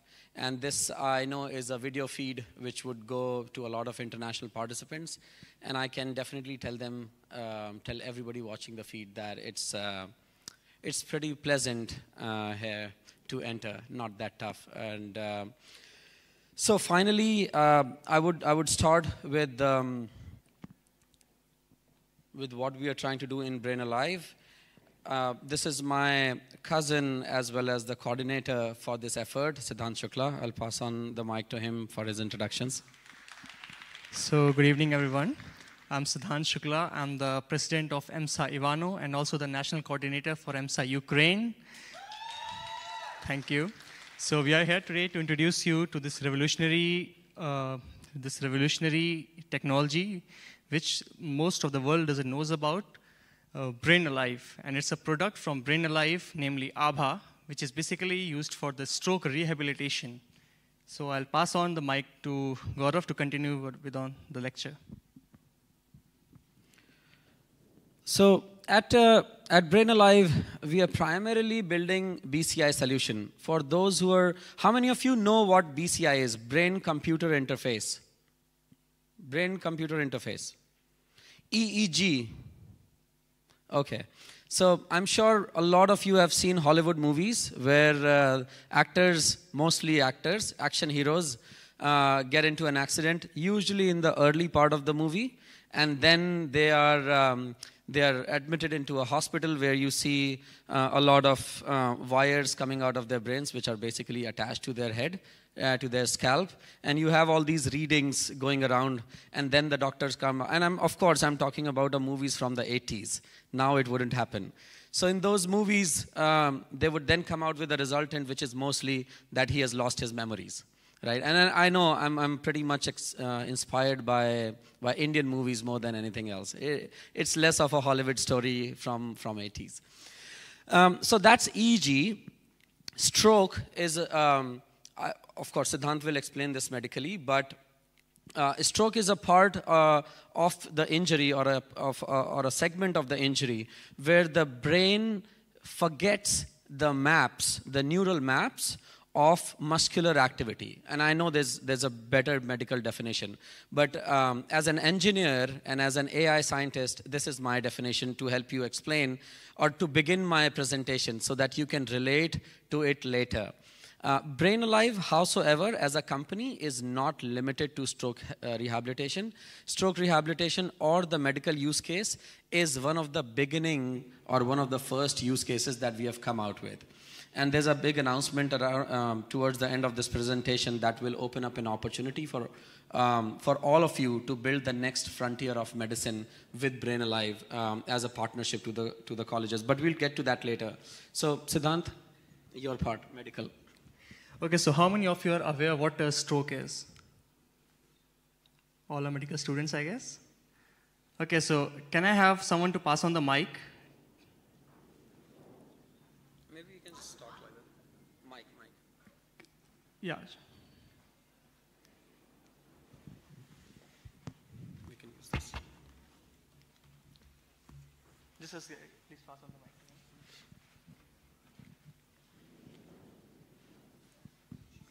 Hello. So how I understand stroke is that there is some obstruction with the vessels which supply brain, and due to that there is some necrosis or some damage, ischemic damage to the brain. It can be thrombus, it can be due to thrombus, and we see signs of hemiplegia or loss of muscle activity. So this is how I understand stroke. Yeah. Perfect. Better than mine for sure.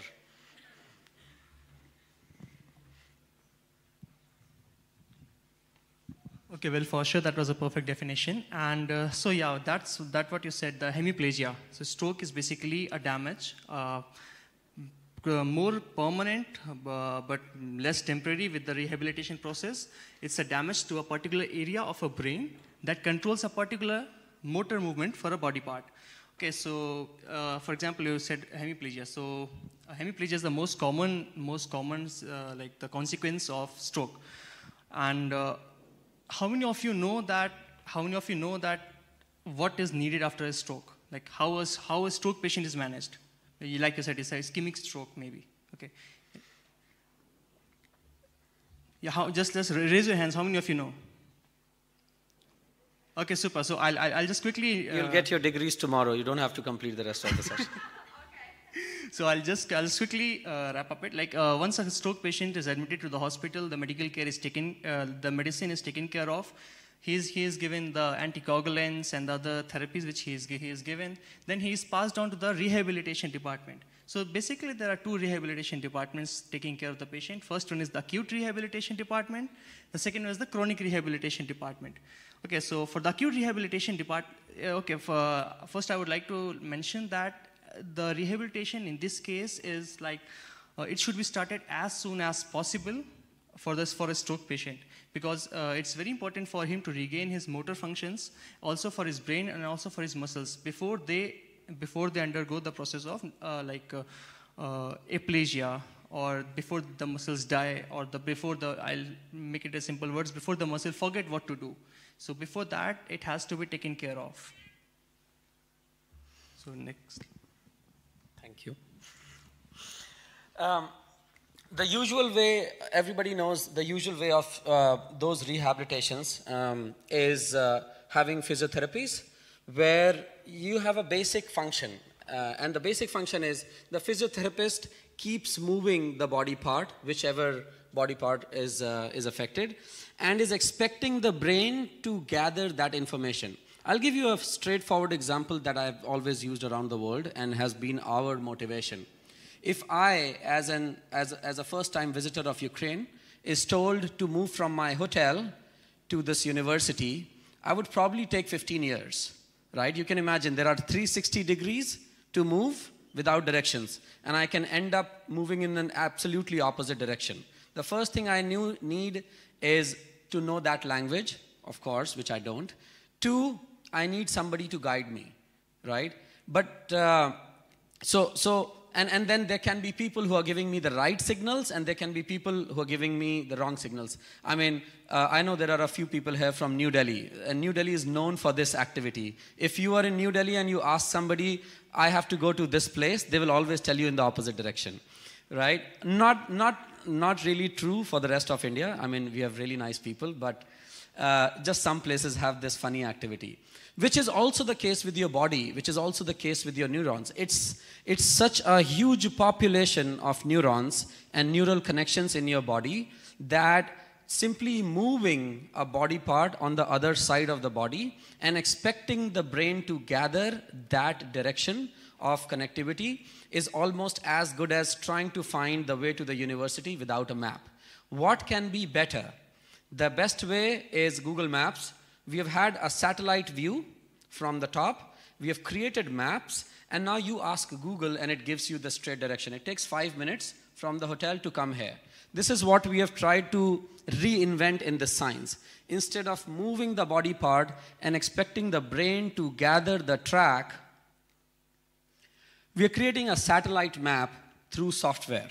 The satellite map is, of course, we are collecting the brain activity, the EEG signals. We're trying to see what specific parts of the brain are activated and what kind of signals do they produce when an average human being makes those movements from their body parts. And then we try to map the same activity over a software with a robotic hand. So the satellite map gives you the straight direction. You see a robotic hand right here. These are empowered electronic moving bracelets. So as soon as your brain, you'll see it in the video, we put the headset on and we ask the patient to think about the exact movement. Just think about the exact movement they would do in their state of stroke or before the state of stroke. And we map those movements, and as soon as the brain fires the exact signals it would fire in the usual state. The robotic arm starts to move that particular finger or that part of the arm. This is the satellite map. This is the additional information that the brain can immediately use to track the neural track. We have a few videos for you if they would play. Bye.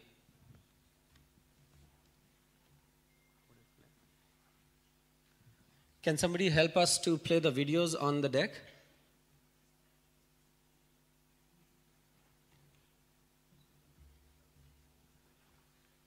Okay, it's not working.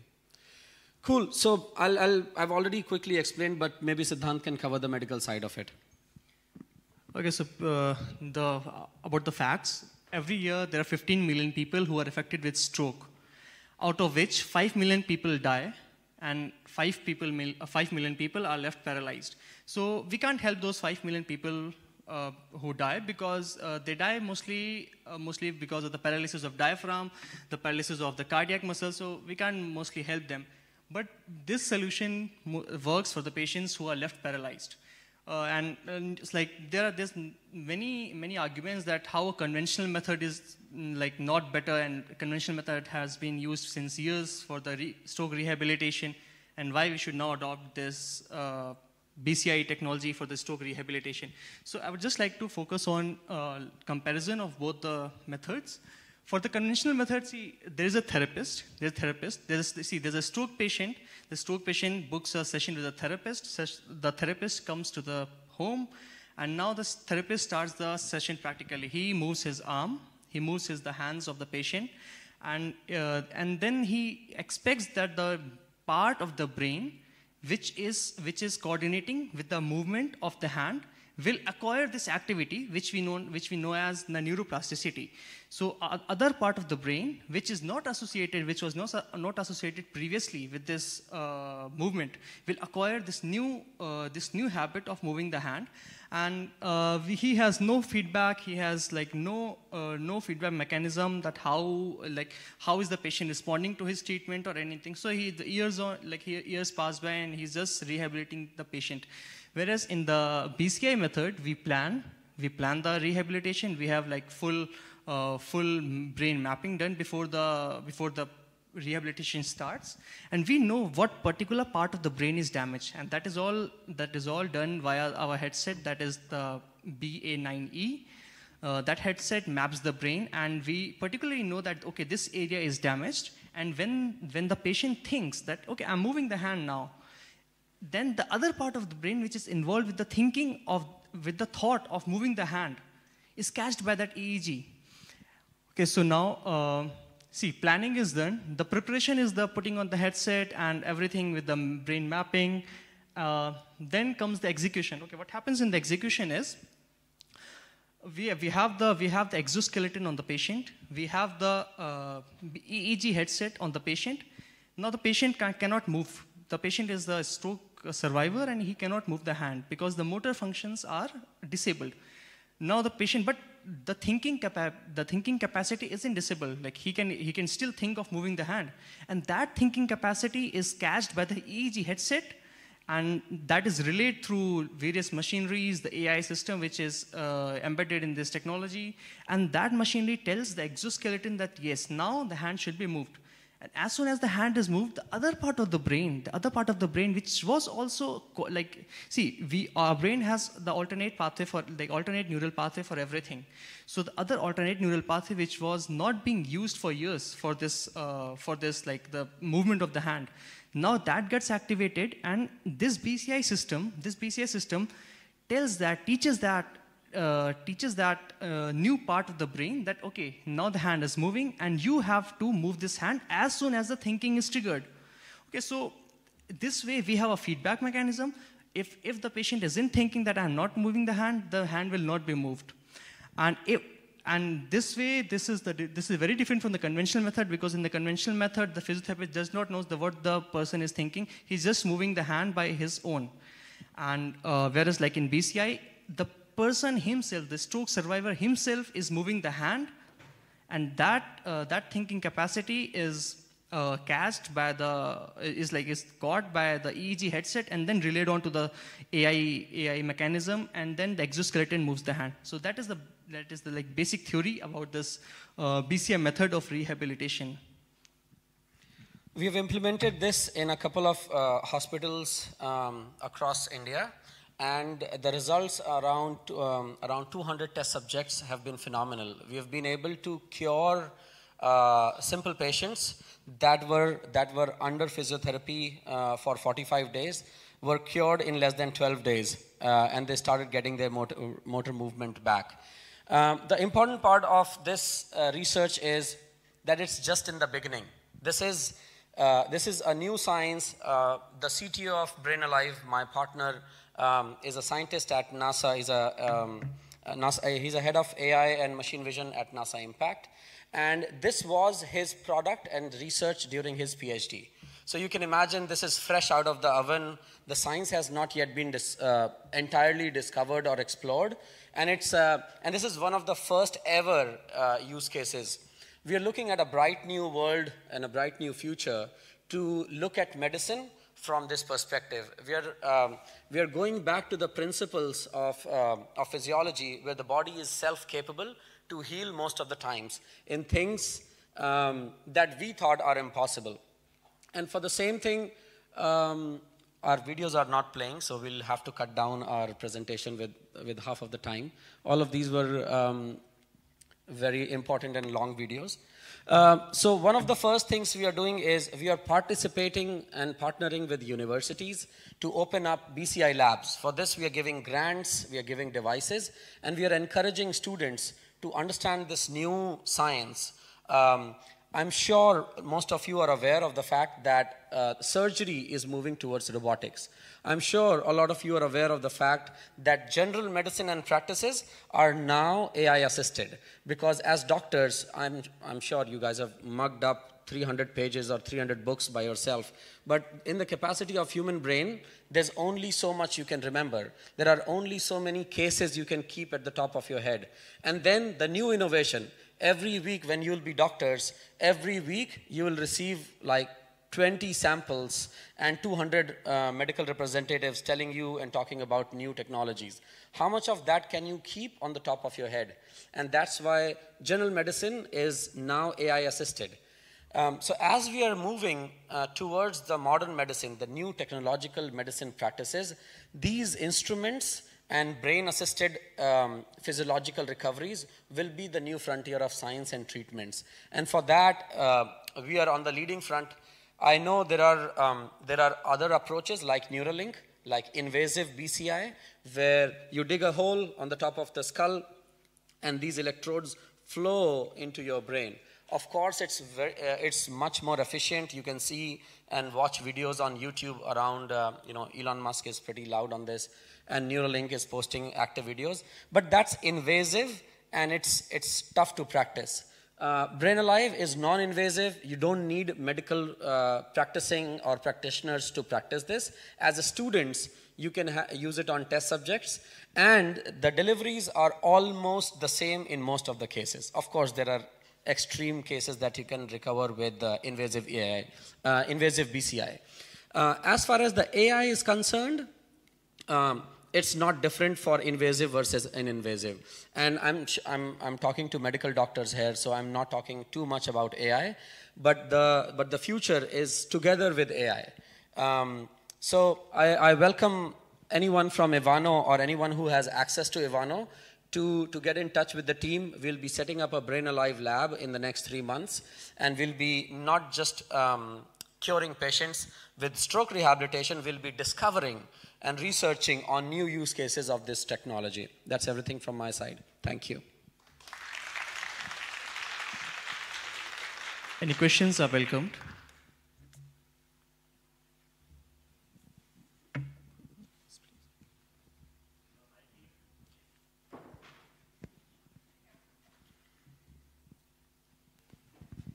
Hello. I really like your idea about using AI to make those responses that are thought by the patient itself. But what about the responses that are instantaneous? Like, for example, when we touch something hot and it's a sudden reaction, it never reaches to the CNS, it's a direct response from the spine itself. Can it also reproduce those responses, the AI technology that you're using? In this use case, you don't need those responses. We are talking about a passive biofeedback, right? However, just to address your question in the capacity of Brain Alive, not in the capacity of medicine, we have yet not discovered or penetrated BCI in use cases of that level, right? Most of the utility of BCI is passive. So it is a passive response, and any passive response has to be like a few seconds late. What you're talking about is a few microseconds of response rate, which is still not discovered. One thing that I would want to enlighten the crowd on, BCI, brain-computer interface, and EEG was invented around World War II. And from that till Neuralink, there was an absolute gap. Nobody was really working on this technology to make something crazy. Yes, there are multiple labs around the world and multiple scientists around the world working on it, but we have really not made a big leap. And Neuralink is the first leap there. It is the first utility of AI on the top of EEG, right? So you really can't imagine all the science fiction that we have watched in our movies around BCI. But what's important is the fact that it does not demeans the power of BCI in the frontier of medicine, in the next frontier of medicine, because this is an entirely new approach. Imagine people were going to physiotherapists for 6 months and still not getting treated. Imagine people who didn't have a motor function, who thought they would never walk or who would never be able to use their hand. And they are being treated. And we are talking about 15 million cases in an average world. When I was talking to Ivano Frankisk, sorry, pardon my pronunciations, I'm just like first time visiting Ukraine. So when we were talking to the professors in Ivano University, they told us that they have a 5-fold multiple of patients now because of the war, soldiers and people at the war front. So just look at the 15 million people of the hand stroke right now. You can move forward to about 50 million stroke patients from all that are influenced or affected across the body. And then you can keep moving on more use cases that I don't want to confuse the audience with. We can sit privately on those use cases. So what you are asking is good as a question for science of BCI. But we are good to deal with about 5 billion people in just the frontier use case of biofeedbacks. And biofeedback is something that happens passively. And we are still evolving as science there. Thank you. Thank you, sir. Also, to add on to a question, see, for engagements like this, the BCI labs or the Brain Alive labs are being set up in universities. The first will be in Ivano. Okay, so just to take a medical side of your question, as soon as you touch the object, that's a reflex. Okay, that does not go to the CNS, that doesn't go to the brain, but the fear of that thing, the memory of that thing is stored in the brain. Yeah. See, how next time you know that okay, I should not touch this object. Because your brain knows that. Your brain knows that, okay, the last time you touched that object, it did hurt you. Okay, so the next time I don't have to touch that object. So in the same way, you can use this EEG for the memory centers, for knowing more about the memory centers. Well, that's a research case scenario I'm telling you about, which will be working in these Brain Alive labs. So yeah, passive responses are immense. Our core product, our non-medical product, is entirely based on intent analysis. So what we are doing is we are reading your facial expressions, we are reading your pupil movement, and a whole ton of other things just around your face from your camera, not from the BCI equipment. And from that, we are able to assess your intent, your engagement, your fear, your attention, and something called meditation. Right? So we are able to assess all of that from your facial expression. How would you rate that in medical terms? It is a part of your passive memory. And how are we able to create an AI that assesses engagement? Is basically re-evaluating that memory on a larger crowd basis. Sorry. on a larger crowd basis. So the use cases are immense. The reason I want to talk about these use cases is because probably one or two of you would be interested in this frontier of science, in this new frontier of science, and it has to come from medical side. People who are interested in engineering but are studying in, medicine, somebody like Siddhant, are the best candidates for this future. So anyone else with the questions? Please. Can you pass on the mic? Is it a racial thing, or is it just Indians who are interested in this topic?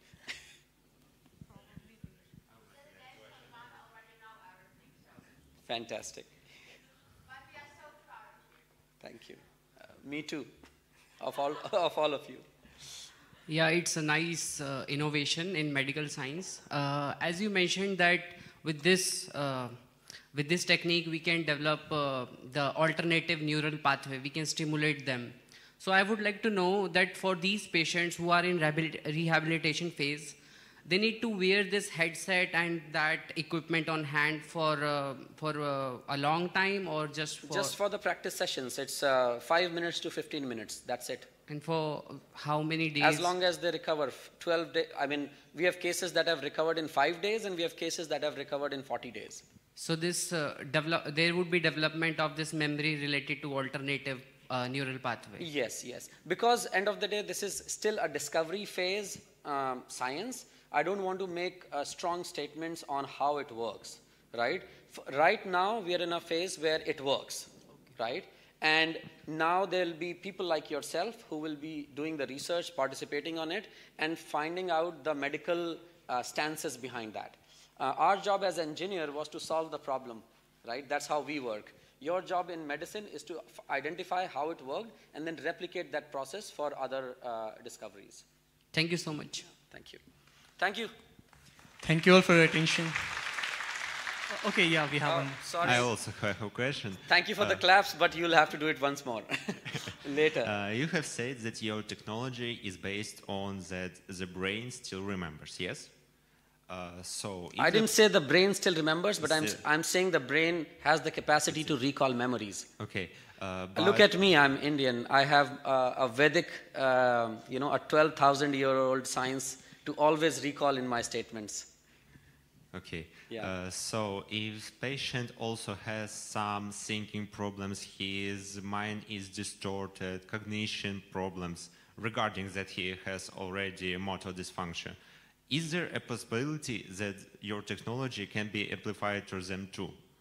So this is where I'm opening up the stage for you. You have to, I'm giving you the devices, I'm providing you the best AI scientists in the world, and there's another thing that you will see in the next 2 months. We are releasing the world's first decentralized data bank, which means millions of people from around the world will contribute data. This has never been done in the past.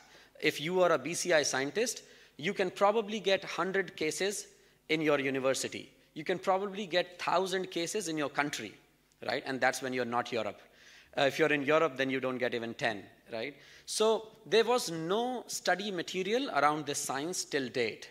So we are solving each step at a time, and we have been doing it for 7 years, simply identifying problems. So one, you will get the data bank, live data bank of all these problems from around the world. Two, we are providing you equipments and scientists around the world to contribute to your research. But at the same time, sorry, I don't have an answer to your question. It is a discovery to be made, and it's probably to be done by you. Thanks. Also, you all are welcome. Tomorrow for the workshop, we'll show a live demo how this device works. The workshop is listed on your calendars. Okay, so last rounds of claps. Thank you. For yourself being a lovely audience.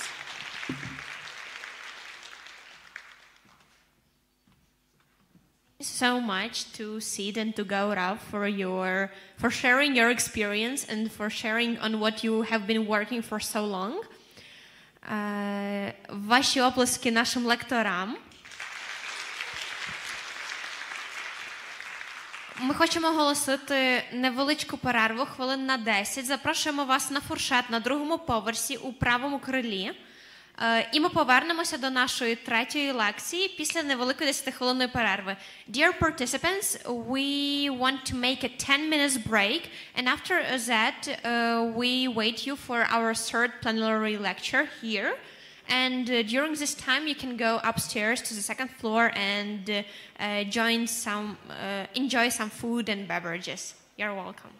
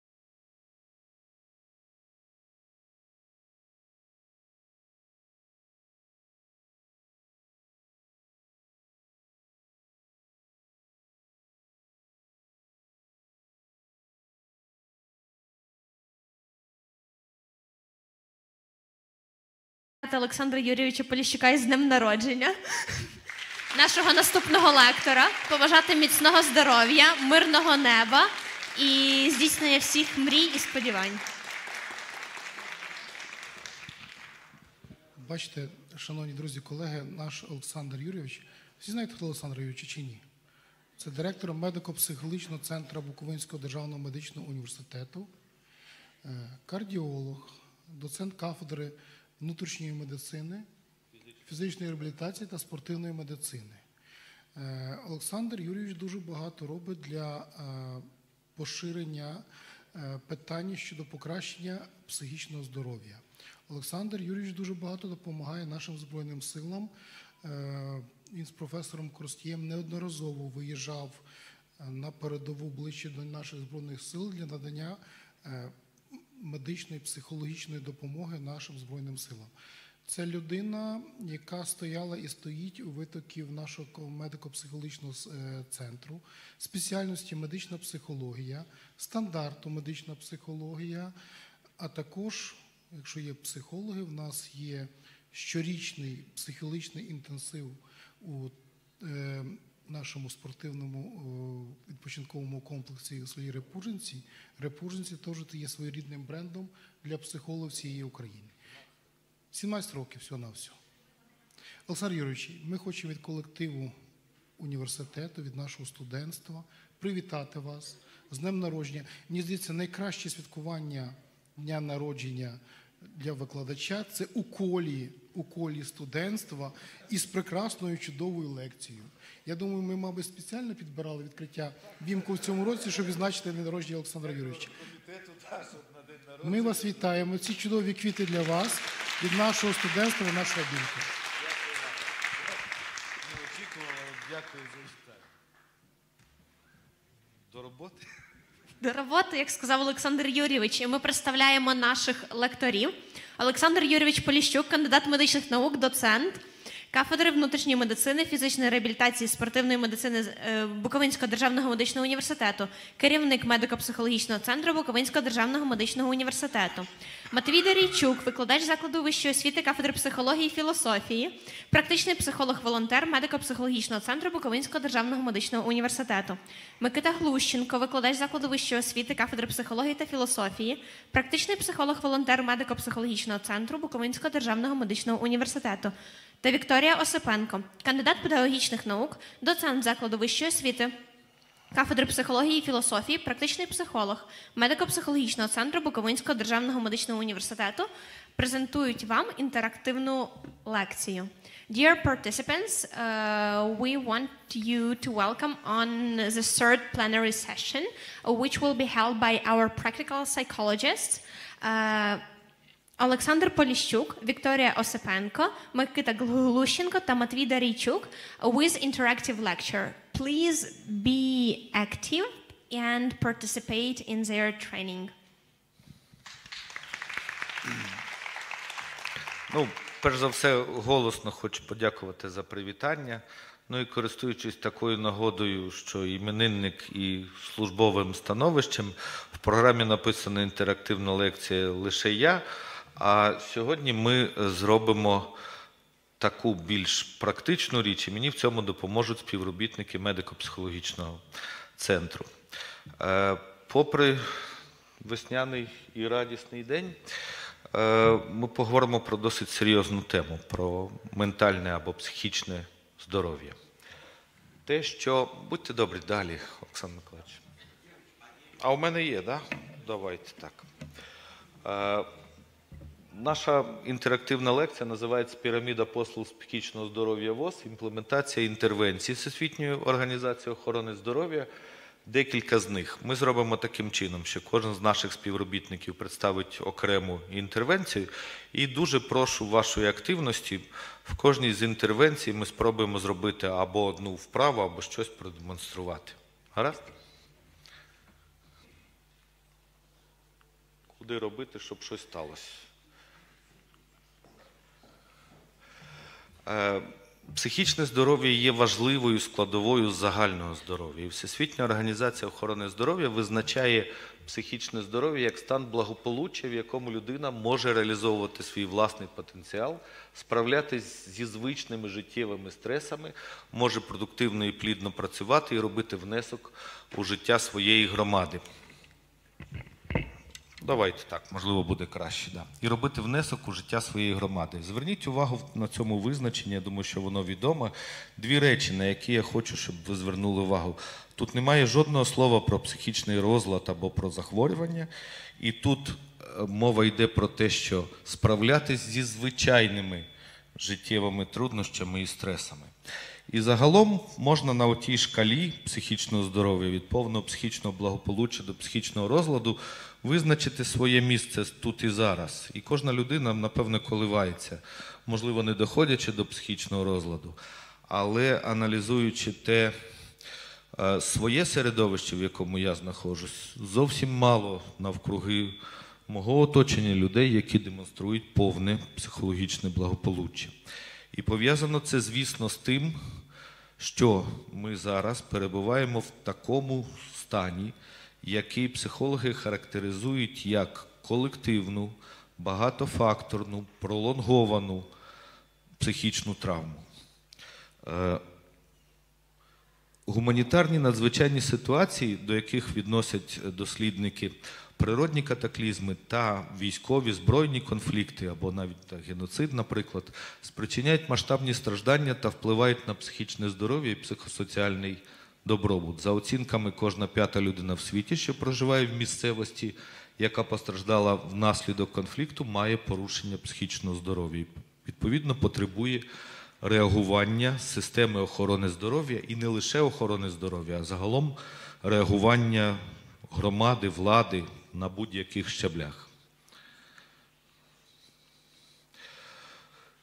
Дуже швидко, стисло дослідження «Градус», яке проводилось, вийшла третя хвиля цього дослідження, яке починалось під час війни, 22-й, 23-й, 24-й рік, дані станом на кінець січня.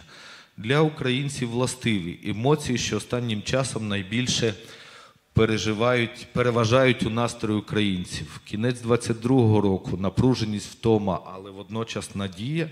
Січень 24-го року втома залишилась досить великою, майже половина, напруженість зросла, надія зменшилась, натомість збільшилась відсоток людей, які усвідомлюють свої почуття як страх, гнів, роздратування, безсилля, розгубленість, відчай.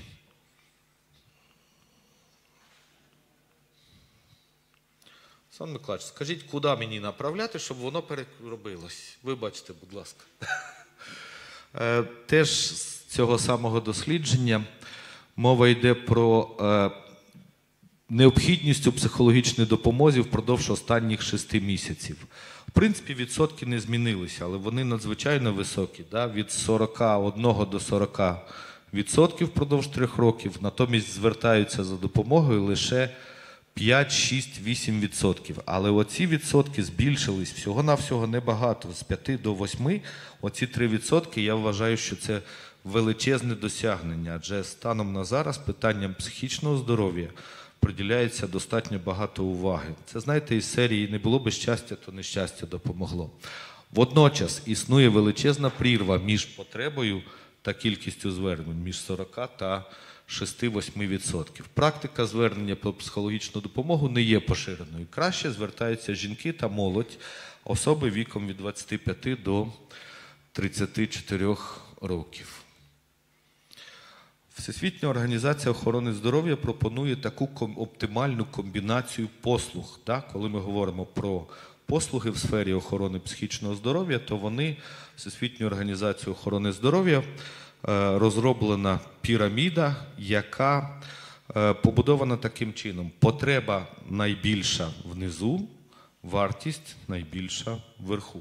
Починається піраміда послуг, лежить на основі самодопомога. Це те, що ми кожен вміємо робити, так чи інакше. В кожній, як йому вдається, як склалось його життя, який він має життєвий досвід, як його навчили батьки, так чи інакше дає собі раду з тими життєвими складнощами, якими є.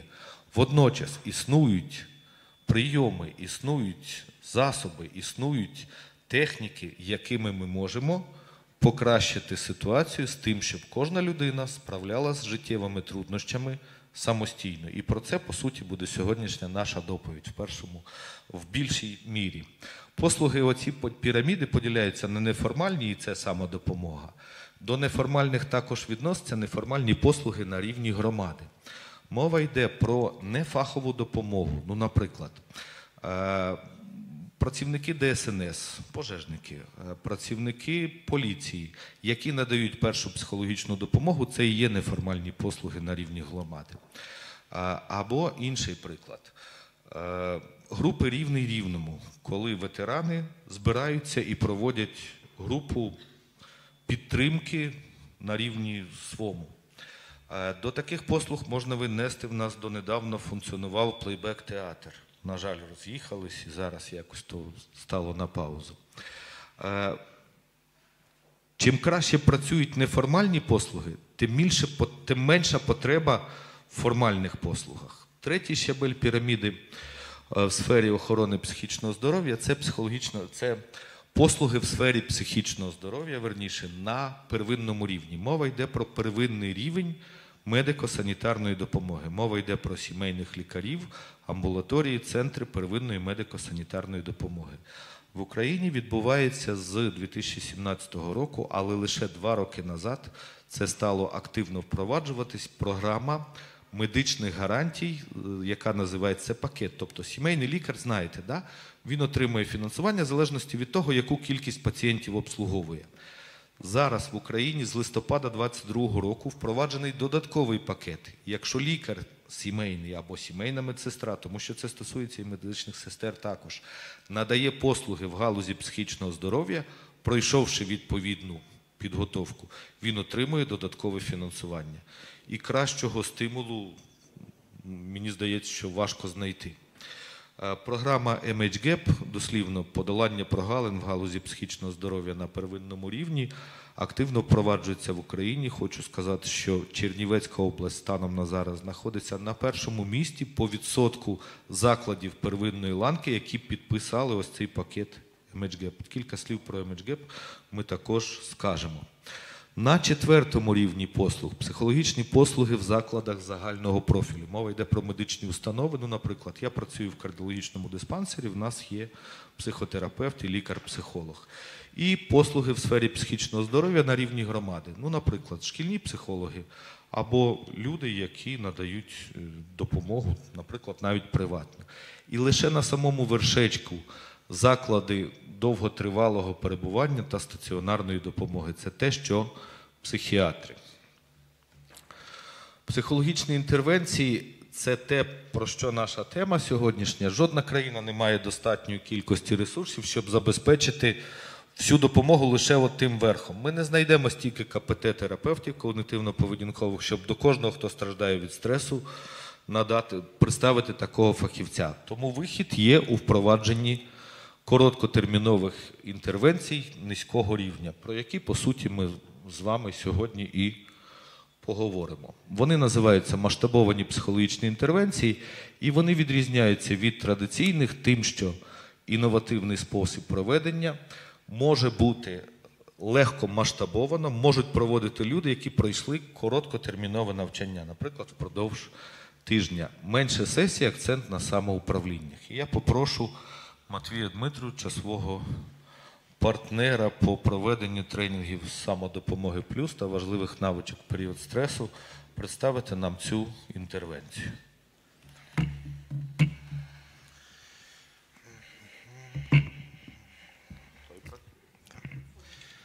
Усім ще раз добрий день. Я буду представляти інтервенцію під назвою «Самодопомога плюс». Самодопомога плюс, як попередньо сказав Олександр Юрійович, це масштабована психологічна інтервенція, яка не потребує спеціалізованої освіти. Якщо ви згадаєте піраміду, яку показував Олександр Юрійович, то перший рівень – це якраз навички самодопомоги. Самодопомога, вона є більш доречною в контексті навіть російсько-української війни, тому що за часів ковіду, потім, коли почалось повномасштабне вторгнення, то запит на психологічні послуги значно виріс. Процеси загострились, і люди почали відчувати хронічну психологічну втому, дискомфорт. Чим це спричинено? Базові потреби не задоволені. Тому що, якщо ми беремо центр, схід України, південь, то повітряні тривоги, треба йти в укриття, недосип, незрозуміло, чи ти поїв, чи не поїв. Відповідно, на соматичному рівні у нас відбувається порушення, внаслідок чого у нас і погіршуються наші психологічні процеси. Через це нам і необхідно навчитися навичкам самодопомоги. І пані Олена Зеленська, яка активно впроваджує при підтримці ВОЗ і МОЗ ці інтервенції, і інтервенцію «Самодопомога плюс», намагається якраз покращити ситуацію з психологічним станом українців.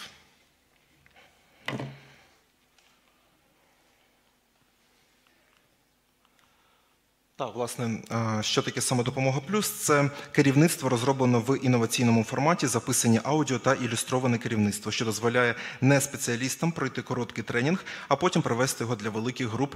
Група орієнтовно 10-30 людей, але оптимально на досвіді можу сказати, що десь 15 людей – це є найкращий варіант. Власне, в чому інноваційність? Інноваційність полягає в тому, що попередньо вже записане аудіо і фасилітатор цієї групи взаємодіє з учасниками за допомогою паперових керівництв, роздрукованих попередньо книг надрукованих і, власне, аудіоматеріалів. Як відбувається навчання на «Самодопомогу плюс»? У нас на кафедрі психології та філософії майже, якщо ми беремо медико-психічний центр, майже всі викладачі їхали в Київ, розбудову стійкої системи громадського здоров'я і навчалися, власне, цій програмі як тренери.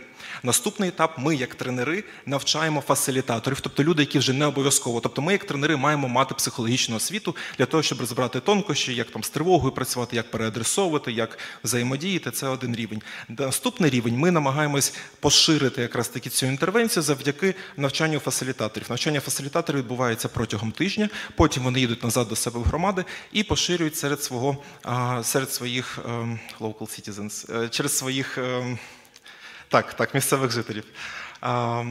І, власне, в чому є перевага цієї інтервенції? В тому, що ми можемо залучити якомога більше людей в тому, щоб навчити простим технікам, про яких я попередньо розкажу. Тобто для кого розрахована ця інтервенція? Для дорослих людей. Ми не працюємо з дітьми та з підлітками в рамках цього керівництва, тому що діти та підлітки, їм важко буде відсидіти 1,5-2 години, поки триває одна сесія «Самодопомоги плюс», всього там є 5 сесій. І тому ми орієнтуємось на дорослих людей, які знають, навіщо вони прийшли, тому що зовнішня мотивація, вона не працює, працює лише внутрішня. Відповідно, якщо у людини є запит оволодіти навичками, як допомогти собі, як оволодіти навичками, яким можна потім поширювати у себе в родині, то ми чекаємо лише мотивованих дорослих людей, які готові, власне, працювати та покращувати свій психоемоційний стан. Що це є таке? Груповий курс, формат 5 щотижневих групових занять. Мета – для зниження психологічного дистресу у дорослих, незалежно від того, чи є у них діагностоване психічне захворювання. Але я тут трішечки відкоригую, тому що «Самодопомога плюс», як і психолог, працює зі здоровою часткою. Тобто психоконсультування, воно передбачає роботу з людьми, у яких немає психічних розладів. З психічними розладами працює психотерапевти та психіатри. Тобто така невеличка психоедукація, що психолог і фасилітатор програми «Самодопомога плюс» працює в рамках психології, тобто зі здоровою частиною. А вже якщо у нас депресія, біполярний афективний розлад тощо, то це вже до психотерапевта. Навіщо використовувати самодопомогу? По-перше, як я вже попередньо казав, був ковід, відстань. Навіщо її використовувати? Бо вона короткотривала. Тому що відвідати психотерапевта – це і дороговартісно, згадуємо піраміду здоров'я, яку показував Олександр Юрійович, а самодопомога – це всього 5 тижнів, і ви володієте базовими навичками, і, можливо, вам і не треба йти вище по цій піраміді до інших спеціалістів для того, щоб отримати спеціалізовану підтримку. Можливо, у вас просто низький рівень тривоги, який ви зможете подолати, навчившись цим навичкам самодопомоги. Так, що означає термін самодопомога? За допомогою самодопомоги клієнт або користувач послуг самостійно працює з покроковими інструкціями стандартизованої інтервенції. Сама інтервенція побудована на основі новітніх методів психотерапії. Це когнітивно-поведінкова терапія, яка показує найвищий відсоток успішного завершення терапії без повторних рецидивів. І, власне, основа самодопомоги лежить глибинні психотерапевтичні методи, які максимально просто, доступно, чітко, лаконічно сконцентровані в цьому 5-тижневому курсі. Так, зараз давайте одразу сюди. Власне, самодопомога складається з 5 занять по 1,5 години, година 45. І кожне заняття – це оволодіння якоюсь навичкою. Перша навичка – це заземлення. Я переконаний, що багато хто з вас чув, тому що психоедукація набирає обертів, і техніки заземлення, grounding techniques, воно якомога більше поширюється і в тіктоці, і в соцмережах різних, і, можливо, хтось з викладачів казав, і в новинах також про те, як заземлятися, розказує. Тому перше – це база, це заземлення. Друга навичка – це відчіпляємося з гачка негативних емоцій. Воно дещо схоже на заземлення, проте має невеликі відмінності. Третє – проявляємо доброту.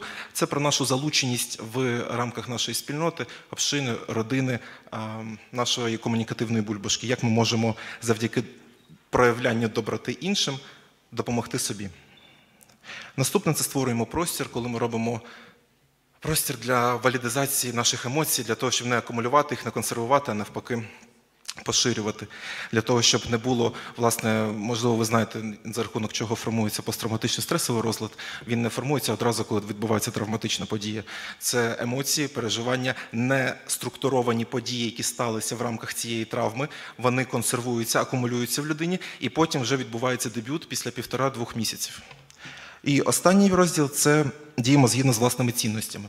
В період стресу, кризи ми часто відхиляємось від того, що насправді цінно важливо, і можемо шукати різні копінг-стратегії, які можуть бути не екологічними ні для нас, ні для наших близьких. Надмірне споживання алкоголю, психоактивні речовини, не знаю, агресивні комунікативні акти з близькими. Відповідно, ми повертаємо учасників самодопомоги до їх цінностей для того, щоб вони могли зрозуміти, куди їм насправді треба рухатись, і їм стає легше на цьому шляху. Власне, сьогодні я хотів продемонструвати вам... Відчіпляємося з гачка недобрих думок. Бути добрим до себе та інших дуже важливо. Зрештою, незалежно від того, наскільки складною є ситуація, в якій ви опинилися, ви впораєтеся з нею краще, якщо поруч є друг, який вам допомагатиме. А якого друга ви би хотіли мати поруч із собою? Когось доброго, турботливого і підтримуючого? Чи когось недоброго, байдужого і не готового вас підтримати? Очевидно, що всі ми віддали б перевагу доброму, турботливому та готовому допомогти другу. Проте багато з нас не ставляться по-доброму, з турботою та підтримкою до самих себе. Особливо, коли ми на гачку недобрих думок про себе. Чи виникають у вас інколи недобрі думки про себе? Звісно, так. У кожного виникають такі думки. Це нормально. Але коли ці думки чіпляють вас на гачок, це приносить шкоду. Чим більше вас чіпляють такі думки, тим складніше вам діяти згідно зі своїми цінностями, зосереджуватися на справах і взаємодіяти з оточуючими вас людьми. Ми не можемо зупинити появу цих думок, але можемо відчепитися від них. Тож ми зробимо це зараз. Згадайте неприємне різке судження про себе. Наприклад, «Я погана мати» чи «Я слабкий». Тепер подумки скажіть собі «Я звертаю увагу на думку, що». Наприклад, «Я звертаю увагу на думку, що я слабкий» або Я звертаю увагу на думку, що я погана мати. А тепер подумки промовте до себе. Я звертаю увагу на недобру думку і збираюся відчепитися від неї.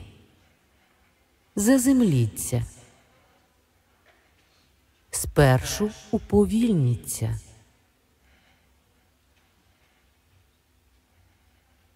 Повільно видихніть, потягніться чи притисніть свої ступні до підлоги.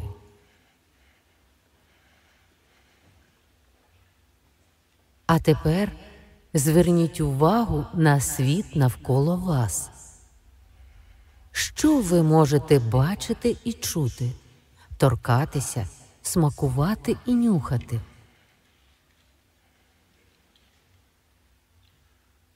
Потягніться усім тілом та включіться у світ навколо вас.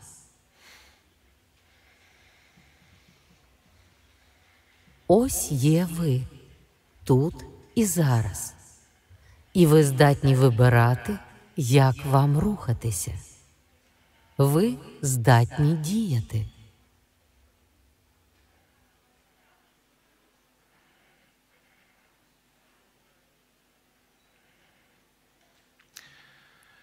Ну що ж, це була демонстрація коротенька техніки відчіпляємо з гачка в рамках самодопомоги плюс.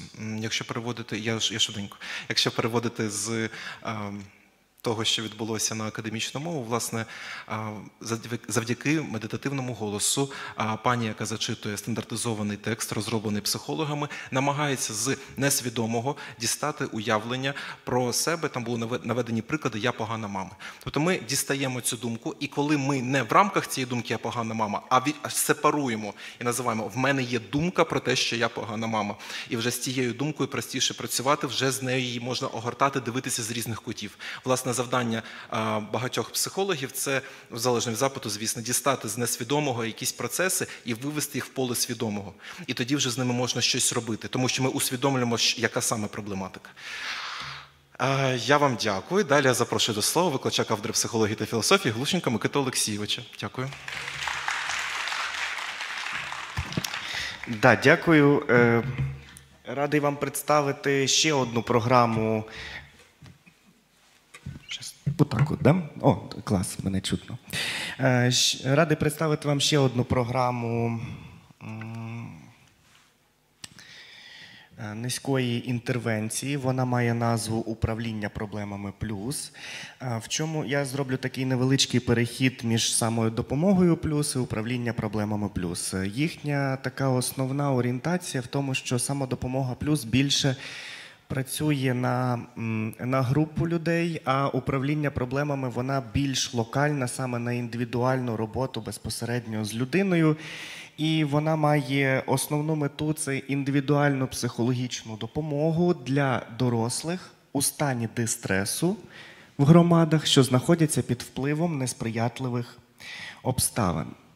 В чому особливості цієї програми, чим вона відрізняється від самодопомоги плюс? Управління проблемами, вони якраз в першу чергу допомагають управляти безпосередньо практичними проблемами, такими як безробіття, проблеми з житлом, сімейні конфлікти і емоційними проблемами. Це почуття смутку, безнадії, тривоги, стресу.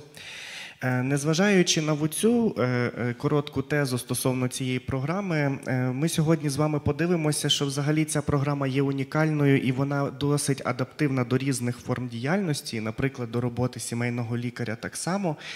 Вона має дуже чіткі унікальні алгоритми, які дуже кльово працюють із пацієнтами безпосередньо.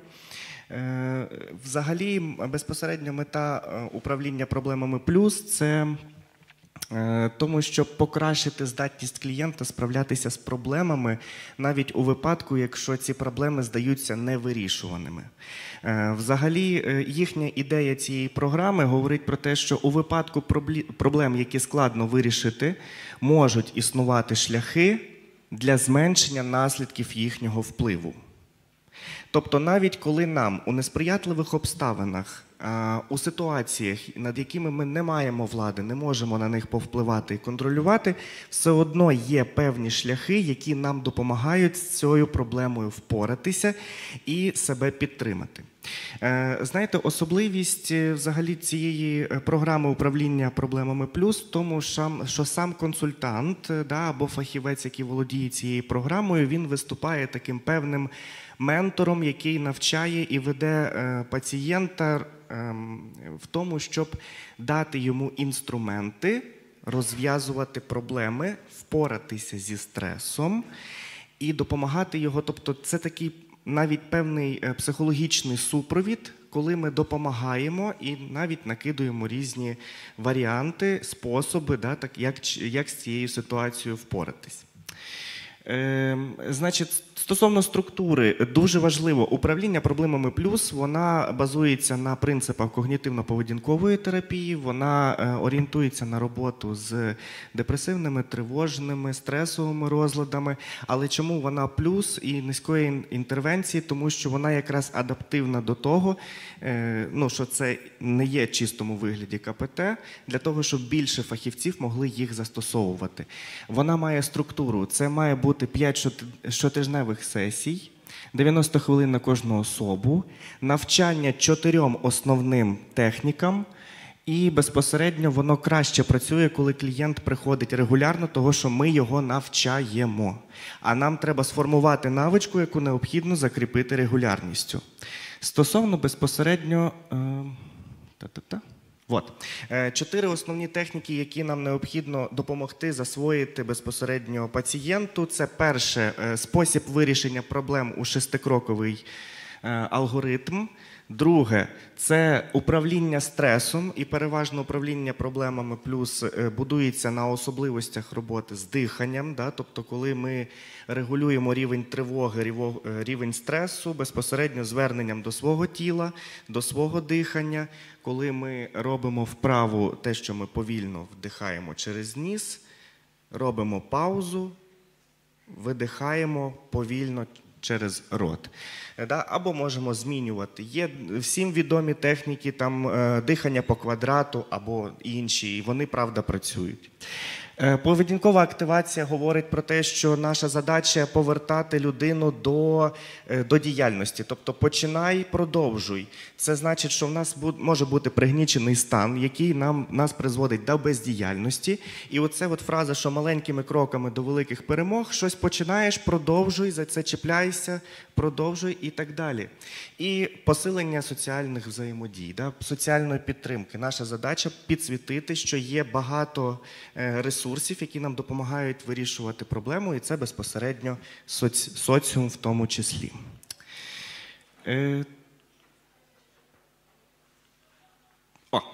І так, значить, коротко трошки попробуємо на прикладі зараз з вами попробувати розв'язати проблему нашої пацієнтки, яку ви бачите на слайді.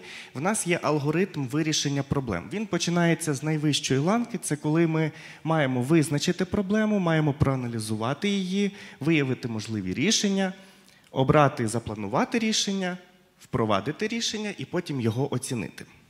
Я буду просити вашої допомоги для того, щоб мати і комунікацію з залом, і безпосередньо попробувати вирішити проблему пацієнтки. І так, у нас є жінка поважного віку, вона має захворювання серця, саме серцевої недостатності, в неї супроводжується задуха, в неї знижена працездатність, але вона звертається до лікаря в тому, що в неї є одна велика проблема. А як город? Як город. Правда, для неї це життєво необхідно, важливо, вона цим живе, і вона безпосередньо, прям лікарю одразу каже про те, що що буде з городом, як буде з городом. Наша задача в першу чергу, ми зараз помічаємо, що оця актуальна потреба її в городі вища, ніж турбота про власне здоров'я. І тоді ми починаємо з нею комунікувати і пробувати вирішити цю проблему для того, щоб побудувати ефективне лікування і безпосередньо взаємодію. І так, що в нас є проблемою? Проблема є те, що город треба працювати. Тепер давайте проаналізуємо проблему. проаналізувати проблему наша задача простимулювати різними запитаннями. А для чого? Що дає цей город? Яка в його потреба? Давайте попробуємо, яка потреба може бути за тим, що от город важливіший, ніж за здоров'я. Ваші ідеї.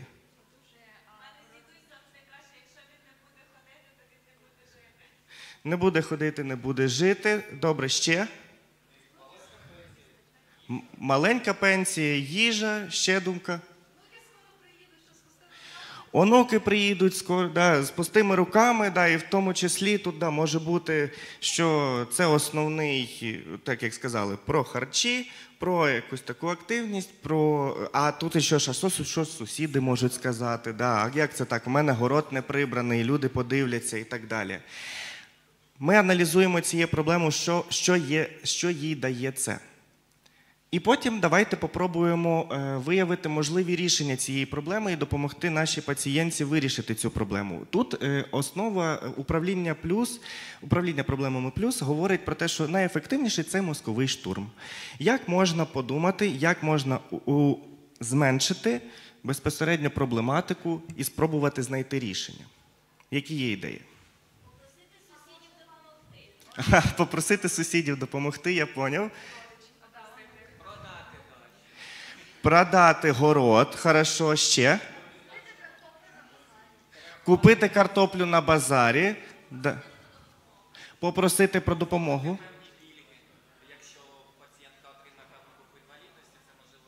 Угу. Да, тобто, дивіться, все дуже кльові речі ви говорите, і це дуже швидко, і це працює. Значить, да, ми можемо говорити про неї, да? А чи є можливість, наприклад, придбати продукти, на які ви витрачаєте багато часу і сил для того, щоб не йти в город? Або його продати, або його зменшити територіально, да? І, чи є у вас потреба прям споживати ту велику кількість продуктів, яка вирощується на городі, для того, щоб задовольнити вашу потребу? Чи потрібна допомога? Сад з городом. Тобто, бачите, ми накидали багато рішень. Далі ми з пацієнтом плануємо, як це можна зробити. Да? Чи нам допоможуть в цьому люди, які поруч, діти, інші. Потім ми це рішення пробуємо, впроваджуємо, шукаємо контакти, налагоджуємо взаємозв'язок. І безпосередньо, коли ми вже спробували це втілити, ми оцінюємо, в чому ж, наскільки це було ефективно. Чи покращилось взаємозв'язок? А може, і правда, я би хотів мати маленький городик, на якому росте те, що я хочу, і мені цього достатньо. Тобто це отаке коло, яке замикається. І це основна, в принципі, навичка, яку формує програма управління проблемами плюс. А ми продовжуємо далі. Я запрошую доцента кафедри психології та філософії, психолога медико-психологічного центру Вікторію Осипенко для подальшої програми. Дуже дякую. Дякую, Микито, і доброго дня, шановні учасники конгресу. Дуже рада сьогодні вітати учасників наживо. Рада вітати тих учасників, які дивляться нас в онлайні, тому що дуже важливо в часи війни дозволяти собі продовжувати займатися наукою, науковими розробками, збирати когорту науковців разом і ділитися якимось певним досвідом, особливо коли мова йде про досвід, який розповсюджений загалом в світі, тоді, коли ми говоримо про здоров'я загалом як таке, з метою турбуватися про нього і з метою підтримувати його і здійснювати профілактичні заходи. Сьогодні я буду розповідати, напевно, я попробую сюди, не знаю, наскільки мене чути. Я сьогодні буду розповідати так само про програму, яка не була заявлена в назві. Я буду розповідати про програму, яка так само відноситься до програм низької інтенсивності, але програма, яка з 2020 року поки наразі, на жаль, лежить мертвим грузом для українських вагітних жінок і породіль. І будемо ми говорити з вами про післяпологову депресію. Програма, яка називається «Здорове мислення», і в принципі ця програма була розроблена ще в 2015 році І в 2015 році, спочатку то було в Пакистані, піднялося запитання щодо того, як можна допомогти жінкам під час ведення вагітності, які проживають дуже складні періоди свого життя в зв'язку з соціально-економічною нестабільністю, в зв'язку з якимось певними глобальними катастрофами тощо. І як реакція, власне, на те, що перинатальна депресія як така має дуже високі суїцидальні ризики. На сьогоднішній день кожна третя перинатальна депресія на сході складного перебігу, підкреслюю, складного перебігу, на жаль, завершується суїцидом.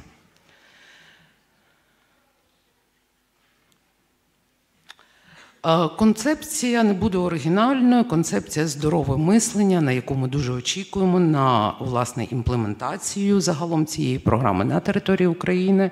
Вона так само побудована на основах когнітивно-поведінкової терапії і розробок, і підтверджена різноманітними дослідженнями. Власне, концепція здорове мислення, вона, використовуючи принципи когнітивно-поведінкової терапії, розбиває їх на 3 прості кроки. На кожному занятті або на кожній зустрічі загалом програма сама по собі є індивідуального формату, так само як попередня програма, про яку розповідав Микита Олексійович. Вона є індивідуального формату і розбита вона на те, щоб навчити вагітну жінку або породіллю, яка зіштовхується з великою кількістю проблем і як емоційного, так і фізичного навантаження, тому що догляд за новонародженою дитиною – це завжди про плюс турботу дуже великого обсягу. Отже, навчитися розпізнавати нездоровий стиль мислення – це про зніматися з гачка негативних думок. Крок 2 – навчитися змінювати нездорове мислення, те, що називається корисним мисленням або підтримуючим себе, або тим мисленням, яке є як такою самодопомогою.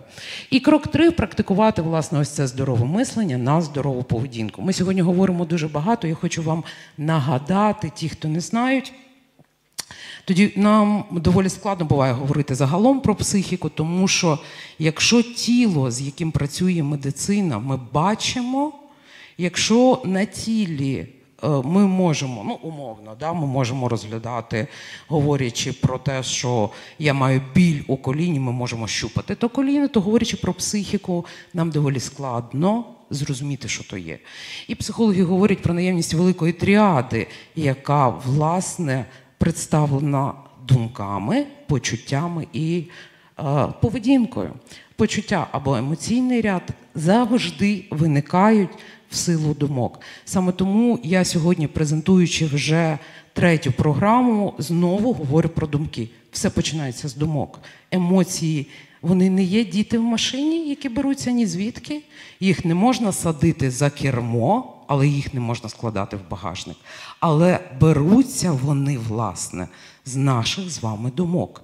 І тоді, коли я думаю, я погана мама, як в інтервенції, власне, самодопомога плюс, дуже дякую, до речі, нашим викладачам нашого університету, які щиро відгукнулись на пропозицію медико-психологічного центру минулого року. Була проведена група по самодопомозі плюс для викладачів Олександром Юрійовичем Поліщуком і мною.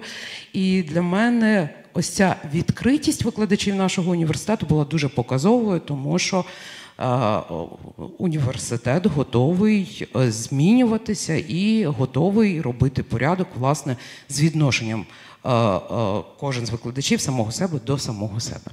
І я пропоную рухатись далі в здоровому, власне, мисленні, те, що стосується вагітних жінок і породіль. Якщо ви звернете увагу, тут є такий момент про те, що сама ця програма, вона була розрахована на 2 категорії фахівців або спеціалістів, які би могли її імплементувати. В першу чергу, це ті спеціалісти, які мають безпосереднє відношення до матері, і зараз я кажу про гінекологів, які ведуть вагітність і приймають пологи, я зараз кажу про сімейних лікарів, і тут ланка трошки закрита MHGAP-ом, дякуємо, що зараз навчаються інтенсивно сімейні лікарі. І третій момент – це лікарі-педіатри. В такому випадку навчання програмі здорового мислення значно би покращило можливість відслідкувати або відфільтрувати тих жінок, які мають певну проблему з переживанням чи то своєї вагітності, особливо в період війни, тоді, коли ми знаємо, що велика кількість чоловіків, на жаль, знаходяться в лавах ЗСУ і боронять Україну. Відповідно, або ті жінки, які, на жаль, переживають втрату свого чоловіка, а ще до того залишилися вагітними. Отже, лікарі, які можуть здійснювати таку інтервенцію, і друга група людей, на чому, власне, застопорилася ця програма, це спеціально навчені фахівці, які не є професійними психологами, або спеціалісти сектору громадського здоров'я. Це учасники громади, які готові допомагати і раз на тиждень приходити до жінки, яка народила дитину, або раз на 2 тижні об'єднувати групи вагітних жінок і здійснювати з однієї сторони психоедукацію, з іншої сторони те, що називається боротьба з негативними думками. Коротко на слайді представлені модулі і яким чином мали би здійснюватися інтервенції, як вони загалом здійснюються абсолютно, мені здається, на сьогоднішній день в усіх європейських країнах. На жаль, у нас поки ця програма не реалізована, маю великі сподівання на те, що вона буде незабаром реалізована і будуть навчені спеціально на то фахівці. Дякувати, напевно, нашому Міністерству охорони здоров'я про те, що в 2022 році був прийнятий 1437 наказ, якщо я не помиляюсь, про ведення нормативної вагітності. І, власне, цей наказ 22 року дозволив принаймні двічі робити скринінг шкали депресії у вагітних жінок. Але, на жаль, після народження дитини жінка, опиняючись вдома сама, випадає з поля зору. І що з нею відбувається на фоні тієї післяпологової депресії, залишається великою загадкою. Хіба патронажна сестра, яка має досвід, побачить, що з жінкою щось не так. І саме тому сьогодні ми вирішили представити, бо існує нагальна проблема впроваджень. Дуже коротко вам показую декілька слайдів, бо Олександр Юрійович зараз розповість, як, власне, заповнюється прогалина по вагітних і породіллях, так само за допомогою програми MHGAP. Олександр Юрійович.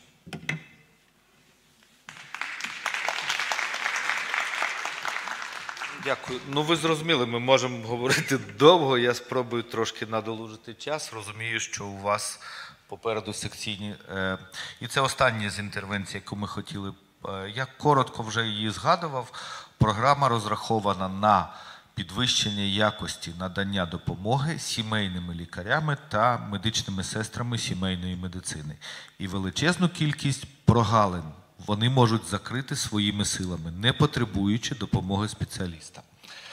Програма MHGAP впроваджується з 2017 року. Що таке прогалина? Психічні неврологічні розлади та розлади, пов'язані з вживанням психоактивних речовин, складають велику кількість, а можна вернути назад, становлять 13% глобального тягаря захворювань. Проте 75-90% таких осіб не отримують відповідну допомогу, хоча вона існує і вона може бути доступною.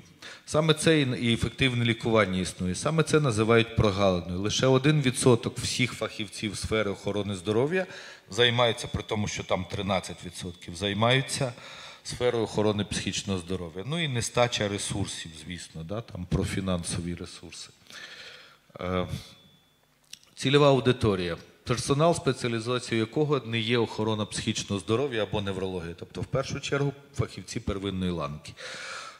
Модуль керівництва MHGAP складається з 9 модулів, з них 7 є обов'язковими.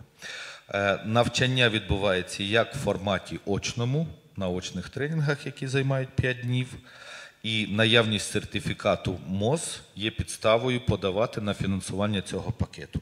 А також існує можливість, і я сильно раджу студентам пройти такий курс на платформі Національної служби здоров'я України. Він існує онлайн в вільному доступі. В основі MHGAP є таке правило долоні, яке включає в себе лікар сімейної медицини, має провести психоосвіту, і це великий палець. Він володіє навичками надання технік, зниження стресу та посилення соціальної підтримки, сприяння участі у повсякденній діяльності. Це про ті городи, да, можна половину засадила, та жінка врешті-решт, половину городу засадила, лишили на наступний рік, а половину обробляє і їй допомагають дійсно родичі. Психологічна допомога і фармакологічні втручання. Основа долоні – це перескеровування до відповідних фахівців. В цьому місті у нас заплановано відео, де пацієнтка Зейна прекрасно опитана, лікую з сімейним лікарем, але я думаю, що ми... Доброго ранку, Зейно. Я лікар Найла. Сьогодні я вас прийматиму. Коли соціальний працівник приходила до мене, вона просила мене прийти до вас на прийом. Я зверталася до багатьох лікарів, але жоден із них не зміг мені допомогти. Вона сказала мені, що ви гарний лікар і що ви зможете мені виписати потрібні ліки. Розкажіть мені, Зейно, що вас непокоїть? Лікарю, мої голова, живіт, руки і спина болять цілими днями. У мене болить все тіло. Можливо, вас ще щось непокоїть? Ні. Ви розповідали, що ходили на прийом до багатьох лікарів. Що вони вам казали? Вони проводили тести і виписували мені різні медикаменти, але ніщо насправді не допомогло. Ви зараз приймаєте якісь ліки? Так. Останній лікар, до якого я зверталася, виписав мені вітаміни. Я вже випила одну упаковку і сьогодні придбаю ще одну. В мене є ці вітаміни з собою. Пізніше подивимося на них. Та спершу я б хотіла поставити вам кілька запитань, якщо ви не проти. Звичайно. Коли у вас з'явився цей біль? Це триває вже багато років, лікарю. Точно більше 15. Ви казали, що зверталися до багатьох лікарів. О, до понад 20. Дехто з них казав, що зі мною все гаразд, інші виписували мені вітаміни, було проведено багато тестів, але вони нічого не показали. Біль ніколи не зникає. І це, напевно, дуже засмучує. У вас є якісь здогадки, що може спричиняти цей біль? Я дійсно не знаю. Бували періоди, коли біль був не настільки сильним, а бувало він був нестерпним. Коли біль посилюється? Кожного разу, як на мене навалюється багато справ із дітьми, чи коли виникають проблеми з чоловіком. Отож, біль посилюється, коли ви засмучені, чи коли ви перенавантажені? Так. Це впливає на ваш сон? Так, інколи. Ви можете дбати про своїх дітей і дім? Звичайно. Для мене дуже важливо підтримувати чистоту, інакше що скажуть сусіди? У вас гарні стосунки з сусідами? Так. Ми разом п'ємо каву майже щоранку. А також інколи і по обіді. Вам подобаються такі зустрічі? Ну так. Ми спілкуємося, сміємося і говоримо про наших чоловіків. А як у вас з апетитом? Він кращий, ніж мав би бути. І я люблю солодощі, але я намагаюся стримуватись. Який у вас рівень сил? Нормальний. Я поставлю вам зараз ще декілька стандартних запитань. Звісно, якщо ви не проти. Звісно, лікарю. Ви вживаєте алкоголь? Ні, Боже збав. Можливо, у вас зараз є якісь проблеми вдома? Інколи я сварюся зі своїм чоловіком через дітей, але нічого серйозного. Зазвичай це триває кілька хвилин, тоді ми заспокоюємося. Ми дуже сильно кохаємо один одного. Чи в результаті цих сварок ви колись отримували травму чи фізичні пошкодження? Ні, ніколи. Вдома ви почуваєтеся в безпеці? Так. Чи ви коли-небудь думали завдати собі шкоду чи покінчити життя самогубством? Боже збав. Я люблю життя, якщо чесно, я боюся смерті. Ви принесли з собою результати останніх тестів? Так, лікарю.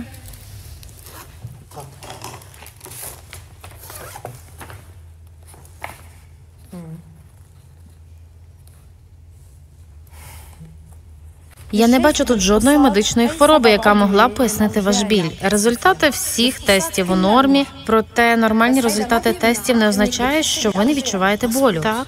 У будь-якому випадку я проведу звичний огляд, просто щоб переконатись в цьому.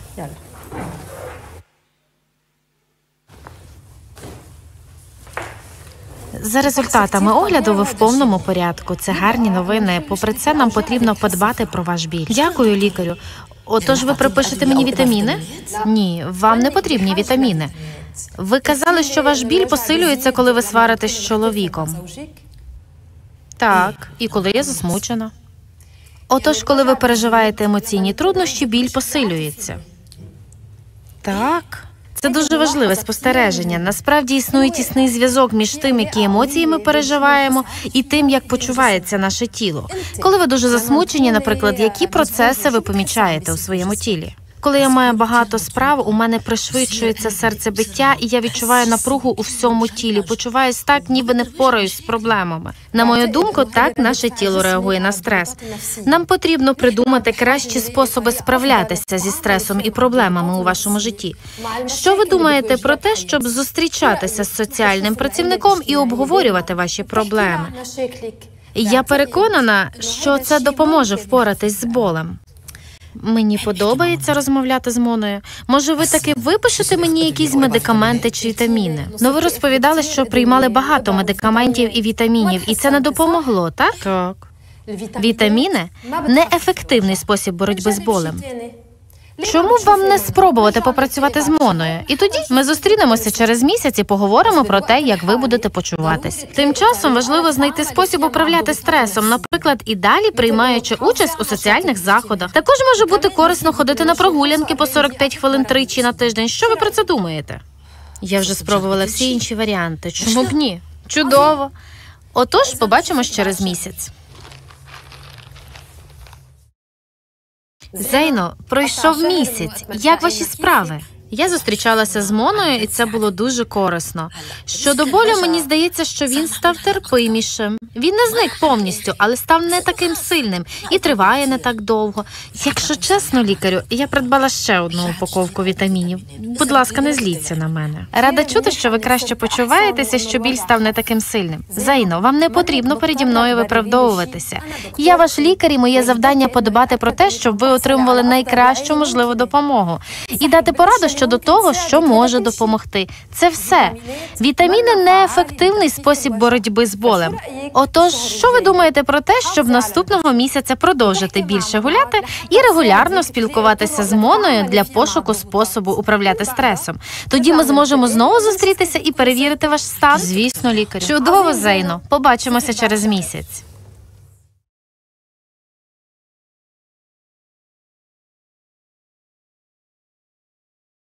Вони мають під собою таку основу. Попрошу своїх колег на сцену. Ми вже фінішуємо, нам лишилося 2 хвилини. Але лишіть нам ще слайди на секундочку. Скажіть, будь ласка, прошу підняти руку, чи ми переконали, чи ви були переконані до того, хто думає, що піклуватись про своє психічне здоров'я не менш важливо, ніж про фізичне?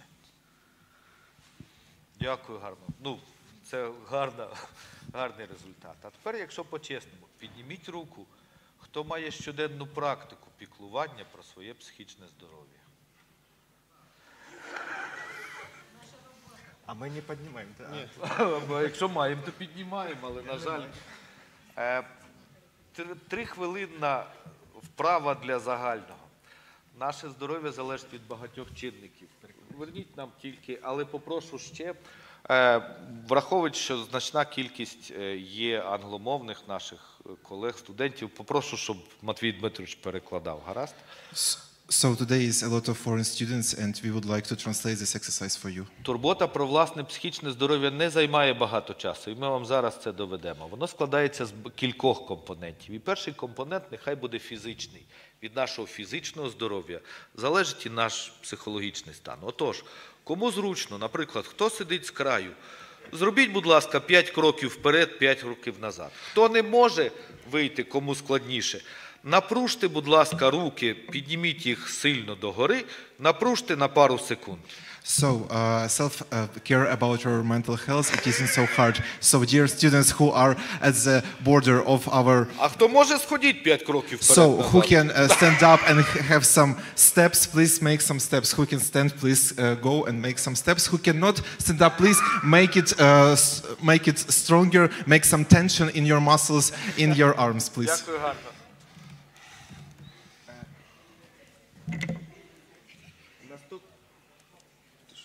Наступний рівень – це рівень емоційний, і для того, So, next level, it's emotional level.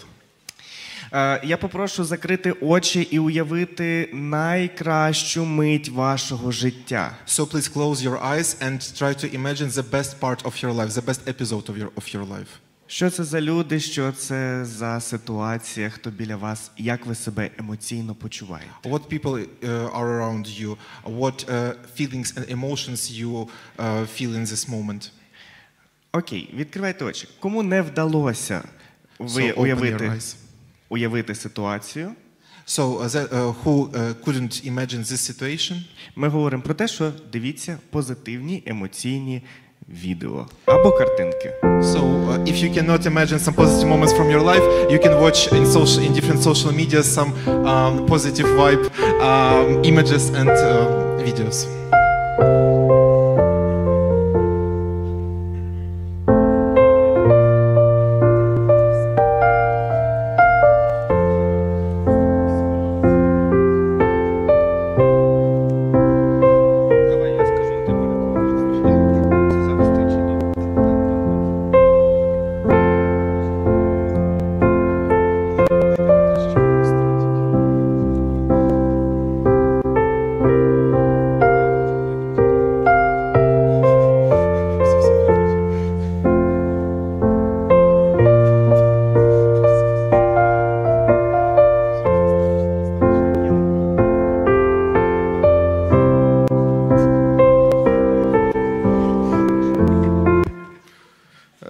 Потратьте хвилину на щось схоже, кому це видається приємним. So spend some minutes if you see that it could be useful for your psycho-emotional condition, so you can spend not a lot of time, but some few minutes to watch videos like this. Наступний рівень – це рівень когнітивний. Next level is cognition. Не будемо довантажувати свій мозок, у нас більше шансів завершити Альцгеймером. So, if we want to have a good brain condition, we need to have some exercise for it. So, if we want to prevent some Alzheimer, we need to make some tension, make some exercise for our brain. Тому такі два варіанти вибору. Хтось, кому легше рахувати, віднімає від 100 7 і має дойти до -5 вголос. А той, хто більш гуманітарій, Ніна Івановна, слухай. Той, хто більш гуманітарій, продекламуйте вголос вірш. Я вірю в Лесю. So, dear foreign students, if you have two options. First option, you can count from 100 -7 until -5. So you have 100, you should -7, and you go like this until -5. Or you can read some poetry. In Hindi, in English, it doesn't matter. So two options, 100 -7 or read some poetry. Готові? Почали. Let's start. 93, 80. Make it louder. Yes, count or read some poetry, please. Пелюстка біла, чарівна квітка, цвіла любов та зав'яла швидко.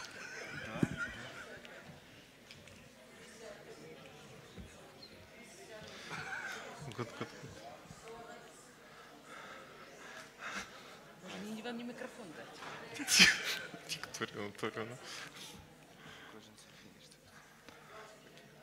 23 вже, я чую. Дякую, дякую, молодці. Thank you so much. You're so good.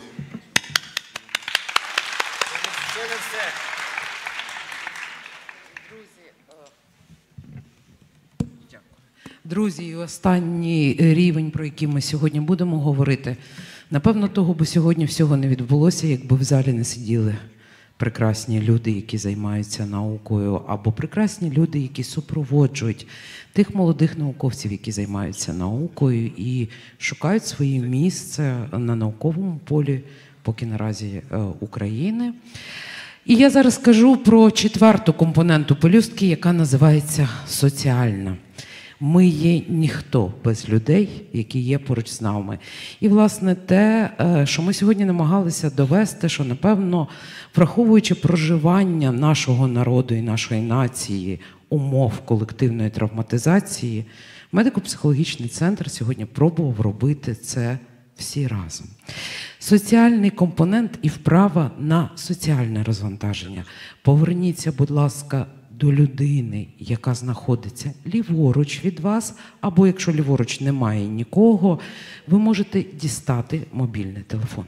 So the next exercise is about our social part. So this exercise you need to do the next way. So your neighbor who is on the left side from you, you should meet each other with eyes, or if there are no one next to you on the left side, take please your cell phones. Людина, яка сидить ліворуч від вас, потисніть їй руку, якщо вона буде не проти. А якщо ліворуч від вас немає сусіда, то, діставши телефон, напишіть звичайну смс-ку, чи то в Телеграмі, чи то в Вайбері, людині, якій ви хочете подякувати. Ні за що, а просто так. Напишіть, то чарівно дякую. So, if there is a person on the left side from you, please shake his or her hand. Or if there is no person, please take your cell phone and write to someone who you like, who you love, that, hello, thank you. Just short message, one word, like, I love you, or thank you so much, or something like this. Ну, на цьому дякуємо вам за увагу. Це була реклама майбутніх майстер-класів, які відбудуться 4 числа. Ми дуже запрошуємо учасників конгресу на майстер-класи. У нас співпало подія відкриття простору «Дбаю про себе» при медико-психологічному центрі Буковинського медичного університету і наших майстер-класів. Буде раді вас бачити в нас.